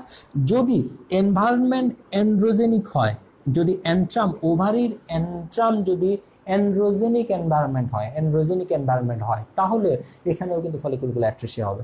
আপনার 15টা ফলিকল আছে, 20টা ফলিকল আছে, তারা এই মান্থে সিলেক্টেড হয়েছে, দে আর রিক্রুটেড। দুইটা শব্দ আমরা এখানে ব্যবহার করি, রিক্রুটমেন্ট অ্যান্ড সিলেকশন। রিক্রুটমেন্ট কি জিনিস? 15 থেকে 20 জন আজকে প্রতিযোগিতার জন্য নামলো যে তারা ওভুলেট করবে, তাদেরকে বলা হয় রিক্রুটমেন্ট, কিন্তু তাদের ভিতরে একজন গ্রাফিন ফলিকল হয়ে গেছে, এটাকে বলা হয় সিলেকশন। ক্লিয়ার? সো যদি আপনার অ্যান্ড্রোজেনিক এনভায়রনমেন্ট থাকে তাহলে 15-20টা ফলিকল কেউ রিক্রুটেড হতে পারবে না, কেউ সিলেক্টেড হতে পারবে না, এবং তারা অটোমেটিক এখানে অ্যাট্রেসিয়া হয়ে যাবে। সো অ্যাট্রেসিয়া প্রিভেনশন করার জন্য আমার সবচেয়ে দামি হরমোনের নাম হচ্ছে ইস্ট্রোজেন। সো ইস্ট্রোজেন কি কাজ করে? ইস্ট্রোজেন এইগুলাকে ডেস্ট্রয় হইতে দেয় না, অটোমেটিক ডেস্ট্রয় হইতে দেয় না, তাদেরকে ম্যাচিউর করে, ফলিকুলগুলোকে ম্যাচিউর করে, ডেভেলপ করে, তাদের ওভুলেশনে সাহায্য করে। এবং দেখেন এই যে মাইটোটিক সেল ডিভিশন, আমরা বলছি যে গ্রাফিন ফলিকলের ভিতরে কি কাজ হয়? মিওটিক 1 সেল ডিভিশনটা কমপ্লিট হয়ে যায়, তারা সেকেন্ডারি ওসাইডে কনভার্ট হয়। এই যে ইস্ট্রোজেনগুলো আছে, এই যে লুটিনাইজিং হরমোনগুলো আছে, তারা কিন্তু আমাদের ফার্স্ট মিওটিক ডিভিশনগুলোকে সেল ডিভিশনেও কিন্তু তারা স্টিমুলেশন দেয়। সো একটা ফলিকলকে অ্যাট্রেসিয়া হতে গেলে এতগুলো ফ্যাক্টরের দরকার। আপনাদের এমসিকিউর জন্য, পরীক্ষার এমসিকিউর জন্য একটা কথা বলতেছি, আপনারা জানেন যে টার্নার সিনড্রোম যদি 45X0 হয়, 45X0 হয়, তাদের দেখবেন যে ওভারিয়ান এজেনেসিস বা ডিসজেনেসিস হয়, ওভারিয়ান, এবং তারা টোটালি ইনফার্টাইল থাকে। কেন? কারণ যদি কারো 45X0, নর্মালি কি একজন ফিমেল হইতে গেলে তার 46XX হইতে হবে, কিন্তু তার এক্সটা নাই, সো এটা 0। সো একটা এক্স তার আসে নাই, সে পায় নাই ডিউরিং ফার্টিলাইজেশন, সো সে একটা এক্স পাইল না, তখন তার নাম হয়ে যায় 45X0, এটাকে টার্নার সিনড্রোম বলি। যদি একটা এক্স না থাকে তাহলেও কিন্তু তার ওভারি এরকমভাবে অ্যাট্রেসিয়া হয়ে যাবে, সো ওভারিয়াল ডিসজেনেসিস হয়। সো এটা এমসিকিউতে দেখবেন খুব ফ্রিকোয়েন্টলি আসে, টার্নার সিনড্রোম দিলেই আসবে যে ওভারিয়ান ডিসজেনেসিস, এজেনেসিস বা ওভারিয়ান অ্যাট্রেসিয়া, ফলিকুলার অ্যাট্রেসিয়া, এগুলো কোন সিমটমে হয়? এটা টার্নার সিনড্রোমে হয়। এটা কিন্তু কখনোই ভুলে যাবেন না পরীক্ষার জন্য, ঠিক আছে? সো আমরা এখন কিছু বায়োকেমিক্যাল রিয়েকশন দেখব, যে বায়োকেমিক্যাল রিয়েকশনগুলো আমাদেরকে ক্লিনিক্যাল ফিচার্স, এটা বায়োকেমিক্যাল রিয়াকশনটা দেখেই আমরা ক্লিনিক্যাল ফিচার্স, মেকানিজম, ইনভেস্টিগেশন এই জায়গাগুলোতে চলে যাব। তাহলে আমরা বায়োকেমিক্যাল রিয়াকশন, কোন বায়োকেমিক্যাল রিয়াকশন কোন জায়গায় রিয়াকশনটা দেখব, আমরা দেখব এই যে থিকা ফলিকুলাই, এতটুকু জায়গা খেয়াল রাখবেন, এই যে থিকা ফলিকুলায় যে টেস্টোস্টেরনটা তৈরি হচ্ছে, এই থিকা ফলিকুলায় যে টেস্টোস্টেরনটা তৈরি হয়, এই টেস্টোস্টেরনটা কিভাবে তৈরি হয়, এবং আমরা যে বলছি যে থিকা ফলিকুলায় থেকে টেস্টোস্টেরন তৈরি হয় এবং সেখানে ভূমিকা পালন করে হচ্ছে আমাদের লুটিনাইজিং হরমোন, এবং সেই লুটিনাইজিং হরমোনটা টেস্টোস্টেরন তৈরি করার পরে সেই টেস্টোস্টেরন আবার ইস্ট্রোজেনে কনভার্ট হয়ে যায় by the help of aromatase. সেটা কিভাবে হয় এই স্টেপগুলো অল্প একটু দেখবো, কারণ এখানে একটা এনজাইমের কথা ইদানিং বলা হচ্ছে যে আমরা পলিসিস্টিক ওভারিয়ান সিনড্রোমের সাথে ওই এনজাইমটা ডিসফাংশনের খবর পাইছি, এবং এটাকে দেখবেন যে জেফকোড এখন বলতেছে this is the main enzyme for dysregulation of that enzyme causes polycystic ovarian syndrome. সেই জন্য আমাদেরকে এই জিনিসটা স্কেপ করার কোনো সুযোগই নেই, ঠিক আছে? আচ্ছা, তাহলে যে বিষয়টা আমরা বলতে চাচ্ছিলাম যে আমরা এখন দেখব ঠিক ওভারিতে এই যে থিকা ফলিকুলাগুলা, বা আমি একটু ফ্রেশ করে আঁকি যে একটা ফলিকল যদি আঁকি এবং সেই ফলিকলটা কিভাবে টেস্টোস্টেরন এবং ইস্ট্রোজেন প্রোডাকশন করে সেই জিনিসটার ব্যাখ্যা যদি আমি দেই, তাহলে দেখেন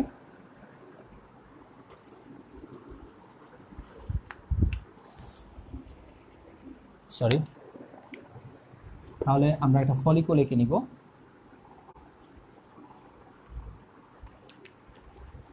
এটা হচ্ছে আমাদের একটা ফলিকল, এটা গ্রোয়িং ফলিকল বা একটা গ্রাফেন ফলিকল। ভিতরে আছে আমাদের গ্রানুলোসা সেল, আর বাইরের দিকে আছে আমাদের থিকা ফলিকুলাই। আমরা দেখব যে থিকা ফলিকুলায় কিভাবে টেস্টোস্টেরন তৈরি হচ্ছে, এবং গ্রানুলোসা সেল, এই যে সেলগুলো আমরা রাখতেছি গ্রানুলোসা সেল, আর বাইরের দিকে হচ্ছে থিকা ফলিকুলাই। সো আমরা জানি যে থিকা ফলিকুলার উপরে কাজ করে হচ্ছে লুটিনাইজিং হরমোন থিকা ফলিকুলার উপর কাজ করে। এখন সে এখান থেকে কাজ করে, সে কি কাজ করে, টেস্টোস্টেরন তৈরি করে, যে টেস্টোস্টেরনটা আবার কোথায় চলে যায়, গ্রানুলোসা সেলে, যে গ্রানুলোসা সেলের উপরে কাজ করে অ্যারোমাটেজ, তাই তো? সেই অ্যারোমাটেজের উপরে আবার কাজ করে এফএসএইচ। হ্যাঁ, তাহলে আমরা এখন দেখব যে এই সিকোয়েন্সটা কিভাবে ঘটে। অ্যাকচুয়ালি যা হয় এখানে সেটা হলো যে এইখানটাতে ঠিক এই জায়গায় আমরা যদি থিকা ফলিকুলার একটা সেকশন নেই এবং এখানে দেখি, তাহলে দেখতে পারবো যে প্রথম অবস্থায় কোলেস্টেরল, এখান থেকে আমরা অনেকগুলো স্টেপ আছে, এতগুলো স্টেপ আমরা দেখাচ্ছি না। 17 আলফা 17 হাইড্রোক্সি কোলেস্টেরল, একটু আমাকে দেখতে হচ্ছে, এখান থেকে 17 হাইড্রোক্সি প্রোজেস্টেরন, এবং সেখান থেকে আলটিমেটলি আমরা তৈরি করি টেস্টোস্টেরন। তাহলে যখন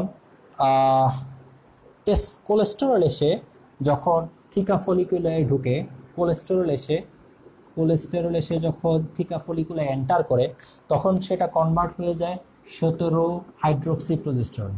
এই 17 হাইড্রোক্সি প্রোজেস্টেরন কিছুক্ষণের মধ্যেই কয়েকটা এনজাইম, কি এনজাইমগুলা, 17 আলফা হাইড্রোক্সিলেজ এবং 1720 লায়েজ, এই হরমোনগুলোর মাধ্যমে সে কিসে কনভার্ট হয়, টেস্টোস্টেরনে কনভার্ট হয়। আচ্ছা, সে কি শুধু টেস্টোস্টেরনে, আচ্ছা ধরে নিলাম আমরা এখানে টেস্টোস্টেরন না, এখানে অ্যান্ড্রোজেন ধরে নিলাম। অ্যান্ড্রোজেন কি অ্যান্ড্রোজেনে কনভার্ট হয়, এই স্টেপগুলো আমরা স্টেরয়েড হরমোন বায়োসিনথেসিসের লেকচারে ডিটেলস বলছি, সেখান থেকে যদি আপনি একটু দেখেন তাহলে এটাকে আরও ডিটেলস কোরিলেট করতে পারবেন। যে এই দুইটা এনজাইম যখন কাজ করে তখন আমরা কয়েকটা অ্যান্ড্রোজেন তৈরি করি, এবং সেই অ্যান্ড্রোজেনগুলো হচ্ছে অ্যান্ডোস্টেনিডিয়ন্স এবং টেস্টোস্টেরন। ক্লিয়ার? এই হরমোনগুলো তৈরি করি, এবং এই হরমোনগুলো যখন তৈরি হয়ে যায়, কোথায় তৈরি হয়ে যায়, এগুলো কোথায় তৈরি হয়ে যায়, এরা থিকা ফলিকুলায় তৈরি হয়। যখন এগুলো তৈরি হয় কিছুক্ষণের মধ্যে ওরা আবার সবাই ইস্ট্রোজেনে কনভার্ট হয়, এবং এই ইস্ট্রোজেনে কনভার্ট হওয়ার জন্য আমরা জানি যে আমাদের অ্যারোমাটেজ একটা এনজাইম লাগে, তাই না? এখন যে তথ্যটা আমাদের জানতে হবে, এই যে লুটিনাইজিং হরমোনটা আছে, এই লুটিনাইজিং হরমোনটা আমাদের এই স্টেপে কাজ করে। সো লুটিনাইজিং হরমোনগুলো কি কাজ করে, লুটিনাইজিং হরমোন এই দুইটা এনজাইমকে, অর্থাৎ 17 আলফা হাইড্রোক্সিলেজ এবং 1720 লায়েজকে স্টিমুলেট করে। বাট এটা জানাই কিন্তু কোনো গ্রেট ওয়ার্ক না। আপনারা দেখবেন ইদানিং একটা এনজাইম নিয়ে খুব বেশি কথা হচ্ছে, কি এখন তারা দাবি করতেছে এই দুইটা এনজাইমকে রেগুলেট করে একটা ইম্পর্টেন্ট এনজাইম, যেটা ছাড়া দেখবেন যে রেসিডেন্সি পরীক্ষায় কোশ্চেন হয় না, সেটা হচ্ছে যে সাইটোক্রোম P450C17, সাইটোক্রোম P450C17। এই এনজাইমটা লিখে যদি আপনি সার্চ দেন relation of polycystic ovarian syndrome with P450C17, cytochrome C4 cytochrome 17, এই যে এনজাইমটা, এই এনজাইমটার সাথে পলিসিস্টিক ওভারিয়ান সিনড্রোমের কি যোগাযোগ আছে, এই যে সার্চ দেন দেখবেন কত আর্টিকেল চলে আসবে। তাহলে আমরা যেটা বলতেছিলাম যে লুটিনাইজিং হরমোন সে কি কাজ করে, ও এই যে এনজাইমটা P450 এবং C17, এই এনজাইমকে তারা যখন স্টিমুলেট করে, এই এনজাইমটা যখন তখন 17 আলফা হাইড্রোক্সিলেজ এবং 17-20 হাইড্রোক্সিলেজ এই এনজাইমটাকে স্টিমুলেট করে অ্যান্ড্রোস্টেনিডিয়ন এবং টেস্টোস্টেরন তৈরি করে ফ্রম ওভারির থিকা ফলিকুলায়, এবং এই থিকা ফলিকুলাই থেকে টেস্টোস্টেরনটা তখন ভিতরে ঢুকে যায়। টেস্টোস্টেরন যখন ভিতরে ঢুকে যায় তার উপরে ইস্ট্রোজেন, তার উপরে অ্যারোমেটাস কাজ করে, এবং অ্যারোমেটাসকে অ্যাক্টিভ করার জন্য আমাদের হরমোনের নাম হচ্ছে এফএসএইচ। এফএসএইচ অ্যারোমেটাসকে স্টিমুলেট করে এটাকে ইস্ট্রোজেনে কনভার্ট করে ফেলে। যখন ইস্ট্রোজেন প্রোডাকশন হয়ে গেল তখন আমরা আমাদের একটা গ্রাফিয়ান ফলিকলকে আমরা বলি যে গ্রাফিয়ান ফলিকলটা অনেকটা বেঁচে গেল, সেই ইস্ট্রোজেনটা পেয়ে তার দ্রুত তার ওভুলেশনের জন্য রেডি হয়ে গেল। এখন আমরা এই স্টেপটা কেন পড়াইলাম? হ্যাঁ, কেন পড়াইলাম জানেন? কারণ আপনারা অলরেডি জানেন যে পলিসিস্টিক ওভারিয়ান সিনড্রোম যে এতক্ষণ কি পড়াচ্ছেন উনি, আমরা তো জানি পলিসিস্টিক ওভারিয়ান সিনড্রোম ইনসুলিন রেজিস্ট্যান্সের সাথে দায়ী, ইনসুলিন রেজিস্ট্যান্স এই কথাগুলো, হ্যাঁ আপনি ঠিকই শুনছেন। তবে একটা কথা জানতে হবে এখন যে এই যে এনজাইমটা, this enzyme is very important for insulin resistance. এই এনজাইমটা শুধুমাত্র আপনার ইস্ট্রোজেন, প্রোজেস্টেরন, টেস্টোস্টেরন তৈরি করে দেয় না, এই এনজাইমটা ইনসুলিনের রিসেপ্টর যাতে ভালোভাবে কাজ করতে পারে, ইনসুলিন যাতে রিসেপ্টরের সাথে বাইন্ড করে গ্লুকোজকে সেলের ভিতরে আপটেক করাইতে পারে, তার জন্য এই ইম্পর্টেন্ট এনজাইমটা very important. So polycystic ovarian সিনড্রোমে কি হয়? পলিসিস্টিক ওভারিয়ান সিনড্রোমে এই এনজাইমটা হাইপার অ্যাক্টিভ হয়ে যায়। হাইপার অ্যাক্টিভ কোনো বইতে শব্দটাকে ইউজ করছে ডিসরেগুলেশন, আর কোনো যেমন গাইনি দত্ত বইতে এটা ইউজ করছে হাইপার অ্যাক্টিভিটিস, আর কোনো বইতে ইউজ করছে যেমন জেফকোড এটাকে বলছে ডিসরেগুলেশন। এবং জেফকোডে দায়ী করা হয়েছে যে এই এনজাইমটাই হইতেছে মেইন সেন্ট্রাল এক্সিস, যেটার কারণে যেটা ডিসরেগুলেশন, এটা অবশ্যই জেনেটিক কজে হচ্ছে, কারণ এই এনজাইমটা একটা পার্টিকুলার জিন দ্বারা কোডেড হয়। ওই জিনটা যদি কোনোভাবে মিউটেটেড হয় এবং দেখা যায় ফার্স্ট ডিগ্রি রিলেটিভের মধ্যে ও পলিসিস্টিক ওভারিয়ান সিনড্রোম আছে, বাচ্চারাও দেখবেন যে পলিসিস্টিক ওভারিয়ান সিনড্রোম। সো এই জিনটা যখন হাইপার অ্যাক্টিভ হয়ে যায়, ডিসরেগুলেটেড হয়ে যায়, তখন কি কাজ করে এই যে 17 আলফা এবং 17-20 লাইজ এই এনজাইমগুলো বেশি কাজ করে, এবং লুটিনাইজিং হরমোন এসে যখন এই এনজাইমের উপর কাজ করে তখন এই এনজাইমটা পুরো ডিসরেগুলেটেড হয়ে যায় এবং প্রচুর পরিমাণে টেস্টোস্টেরন তৈরি করা শুরু করে, প্রচুর পরিমাণে। তাহলে ওভারিটা যদি প্রচুর পরিমাণে টেস্টোস্টেরন তৈরি করতে শুরু করে তাহলে প্রচুর পরিমাণে টেস্টোস্টেরন তৈরি হয়। এবং আমরা কিছুক্ষণ পরে দেখতে পারবো যে এই এনজাইমটা যখন ডিসরেগুলেশন হয় তখন ইনসুলিন রেজিস্ট্যান্স, মন দিয়ে শোনেন, ইনসুলিন রেজিস্ট্যান্স ডেভেলপ করে বডিতে, এবং যখন ইনসুলিনের রেজিস্ট্যান্স ডেভেলপ করে তখন বডি সেই রেজিস্ট্যান্স ওভারকাম করার জন্য প্যানক্রিয়াস আরো বেশি ইনসুলিন রিলিজ করে, আরো বেশি ইনসুলিন রিলিজ করে। সো একটা পেশেন্ট যখন ইনসুলিনের রেজিস্ট্যান্স ডেভেলপ করে যায়, অর্থাৎ ইনসুলিন যখন রিসেপ্টরের উপর কাজ করতে পারে না, অর্থাৎ কাজ করতে চায় কিন্তু বাইন্ড হইতে পারে না, ফলে সেলের ভিতরে গ্লুকোজগুলো ঢুকে না এবং ব্লাড সুগার বাড়তে থাকে, তখন প্যানক্রিয়াস কি কাজ করে, ওই বাড়তি সুগার দেখে প্যানক্রিয়াস তখন আরো ইনসুলিন রিলিজ করে, তখন তার ব্লাডে হাইপার ইনসুলিনিমিয়া হয়, হাইপার ইনসুলিনিমিয়া। সো এই ইনসুলিনগুলো তখন কি কাজ করে, হাইপার ইনসুলিনিমিয়া তখন কি কাজ করে, এফএসএইচ প্রোডাকশনের পরিমাণ কমায় দেয়। দেখেন কি একটা গন্ডগোল লাগলো। তাহলে দুইটা বিষয় ঘটলো, এক হইলো আমার সাইটোক্রোম P50C17 এই এনজাইমটা ও hyper active due to genetic cause. So সে কি কাজ করতেছে, সেই এনজাইমগুলোকে বেশি কাজ করছে, ফলে বেশি টেস্টোস্টেরন তৈরি হচ্ছে। এখন বেশি টেস্টোস্টেরনকে তো আমরা ইস্ট্রোজেনে কনভার্ট করে ফেলতে পারতাম না, হবে না। কেন? কারণ পলিসিস্টিক ওভারিয়ান সিনড্রোমে শুধুমাত্র যে এই স্টেপেই ডিসরেগুলেশন হয় তা না, বরং তার এফএসএইচ প্রোডাকশনের পরিমাণ কমে যায়। মোরওভার এফএসএইচ প্রোডাকশনের পরিমাণ তো কমে, আমরা কিছুক্ষণ পরে মেকানিজমে দেখাবো, তার এলএইচ প্রোডাকশনের পরিমাণটা বেড়ে যায়। তাহলে তার এলএইচ প্রোডাকশনের পরিমাণটাও কি হতে শুরু করে, এখানে বাড়তে শুরু করে। তাহলে এলএইচ প্রোডাকশনের পরিমাণ যখন বাড়তে শুরু করে তখন তার প্রচুর টেস্টোস্টেরন তৈরি হয়, কিন্তু এফএসএইচ প্রোডাকশনের পরিমাণ কমতে শুরু করে। কেন? কারণ তার ইনসুলিন রেজিস্ট্যান্স থাকার কারণে ইনসুলিন সিক্রেশনের পরিমাণ বেড়ে যায়। ইনসুলিন রেজিস্ট্যান্স কেন থাকে? এই এনজাইমটা যখন অতিরিক্ত কাজ করে বা ডিসরেগুলেটেড কাজ করে তখন ইনসুলিন ইনসুলিনের রেজিস্ট্যান্স হয়ে যায়।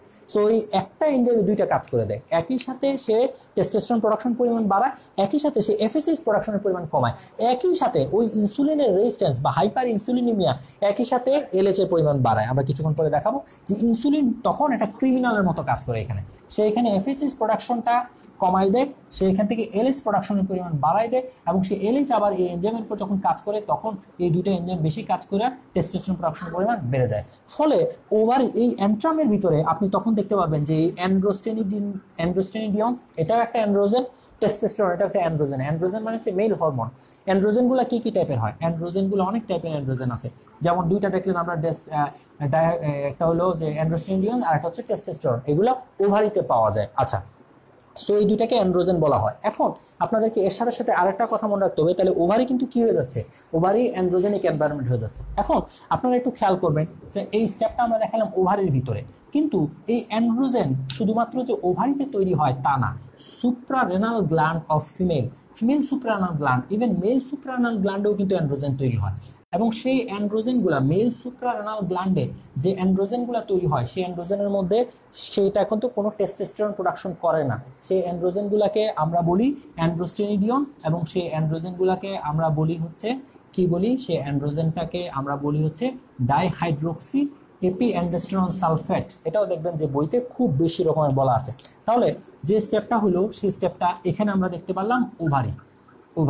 এখন আমরা যদি সুপ্রারেনাল গ্ল্যান্ড দেখি, সুপ্রারেনাল গ্ল্যান্ড এটা দেখি, তাহলে সুপ্রারেনাল গ্ল্যান্ডেও কোলেস্টেরলটা 17 হাইড্রোক্সি প্রোজেস্টেরনে কনভার্ট হবে, এবং সেটাও কি কাজ করবে, P450 C17 এনজাইম এবং 17 আলফা হাইড্রোক্সিলেস এবং 1720 লাইজের মাধ্যমে এটা কিসে কনভার্ট হবে, অ্যান্ড্রোস্টেনিডিয়ন্স এবং dihydroxy epiandrosterone sulphate, but no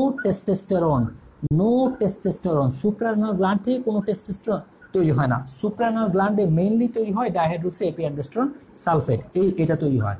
so এগুলোকে আমরা বলি অ্যান্ড্রোজেন। সো গোনাডে তৈরি হয় টেস্টোস্টেরন, মেল গোনাডেও টেস্টোস্টেরন তৈরি হয়, ফিমেল গোনাডেও টেস্টোস্টেরন তৈরি হয়, আর সাথে অ্যান্ড্রোজেন তৈরি হয়। আর সুপ্রারেনাল গ্ল্যান্ডে ডাইহাইড্রোক্সি এপিঅ্যান্ডোস্টেরন তৈরি হয় আর অ্যান্ড্রোস্টেনিডিয়ন্স তৈরি হয়, কিন্তু কোনো টেস্টোস্টেরন তৈরি হয় না। যেহেতু কোনো টেস্টোস্টেরন তৈরি হয় না, সো সুপ্রারেনাল গ্ল্যান্ড থেকে কোনো ইস্ট্রোজেন আসার কোনো প্রয়োজনই নাই, এবং সুপ্রারেনাল গ্ল্যান্ডে কোনো অ্যারোমাটেজও থাকে না, কোনো অ্যারোমাটাস থাকে না সুপ্রারেনাল গ্ল্যান্ডে। সো সুপ্রারেনাল গ্ল্যান্ড কখনো ইস্ট্রোজেন তৈরি করে না, ক্লিয়ার? সুপ্রারেনাল গ্ল্যান্ড তৈরি করে অ্যান্ড্রোস্টেনিডিয়ন এবং ডাইহাইড্রো এপিঅ্যান্ডোস্টেরন সালফেট, ক্লিয়ার? এবং এখানে অবশ্যই এই স্টেপগুলোতে লুটিনাইজিং হরমোনের ভূমিকা আছে। তাহলে কেন আমি এটা বললাম, আপনাদের এমসিকিউতে আসবে কি আসবে, যে পলিসিস্টিক ওভারিয়ান সিনড্রোমে বডিতে অ্যান্ড্রোজেন প্রোডাকশন হয়, সেই অ্যান্ড্রোজেন প্রোডাকশনের জন্য দায়ী হইতেছে আমাদের এই এনজাইমটা ডিসরেগুলেশন। তাহলে আমাদের বডিতে যে অ্যান্ড্রোজেনের পরিমাণটা বেড়ে গেল, সেই অ্যান্ড্রোজেনের কন্ট্রিবিউটর ওভারি না সুপ্রারেনাল গ্ল্যান্ড? উত্তর কি হবে? এখানে তো সুপ্রারেনাল গ্ল্যান্ডেও একই অবস্থা হচ্ছে, ওভারিতেও হচ্ছে।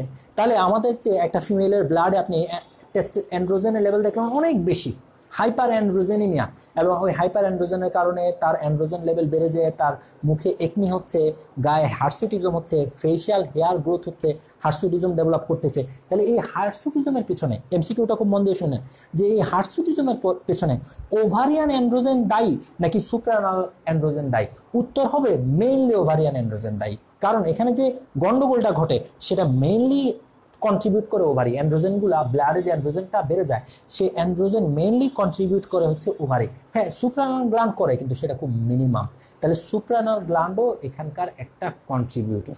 ওকে, তাহলে সুপ্রারেনাল গ্ল্যান্ডও কন্ট্রিবিউটর, কিন্তু আপনারা সবসময় জানবেন যে অ্যাড্রিনাল গ্ল্যান্ড ফিমেলের হাইপার অ্যান্ড্রোজেনিমিয়া করার জন্য অ্যাড্রিনাল গ্ল্যান্ড মূল দায়ী না। অ্যাড্রিনাল গ্ল্যান্ড মূল দায়ীকে, হাইপার অ্যান্ড্রোজেনিমিয়ার জন্য মূল দায়ীকে ওভারি, ক্লিয়ার? সো যে কয়েকটা আমরা কথা বললাম, এগুলা বিষয়গুলো অবশ্যই অনেক জটিল, বিশেষ করে যারা একদম বিগিনার এবং যাদের ফিজিওলজিক্যাল কনসেপশন বা রিপ্রোডাক্টিভ ফিজিওলজি সম্পর্কে কনসেপশন একটু দুর্বল, তাদের জন্য অনেক বেশি জটিল হয়ে যায় বিষয়গুলো। সেই জন্য আপনাদেরকে রিপ্রোডাক্টিভ ফিজিওলজি লেকচারটা দেখতে হবে, ডোপামিন এবং pituitary gland and dopamine pharmacology এই লেকচারটা দেখতে হবে, এমব্রায়োলজির প্রথম দিককার উজেনেসিস এই লেকচারগুলো দেখলে এই এতক্ষণ পর্যন্ত আমরা যে শব্দগুলো আপনাদের সাথে আলোচনা করছি, এই কনসেপ্টগুলো আপনাদের জন্য খুবই ইজি হয়ে যাবে। সো এটা ছিল আমাদের ফিজিওলজিক্যাল বেসিস। নেক্সট সেশনটায় আমরা ঠিক তারপরের ক্লিপেই আলোচনা করব যে আমাদের যে mechanism, polycystic ovarian syndrome develop করার যে মেকানিজমগুলো আছে, ইনসুলিন রেজিস্ট্যান্স বা আমাদের পিটুইটারি গ্ল্যান্ড কীভাবে অংশগ্রহণ করে, সুপ্রানাল গ্ল্যান্ড কীভাবে অংশগ্রহণ করে, হাইপার অ্যান্ড্রোজেনিমিয়া কীভাবে হয়, এবং তার সাথে ক্লিনিক্যাল ফিচার ইনভেস্টিগেশন এবং ট্রিটমেন্টটা আমরা নেক্সট সেশনে দেখব।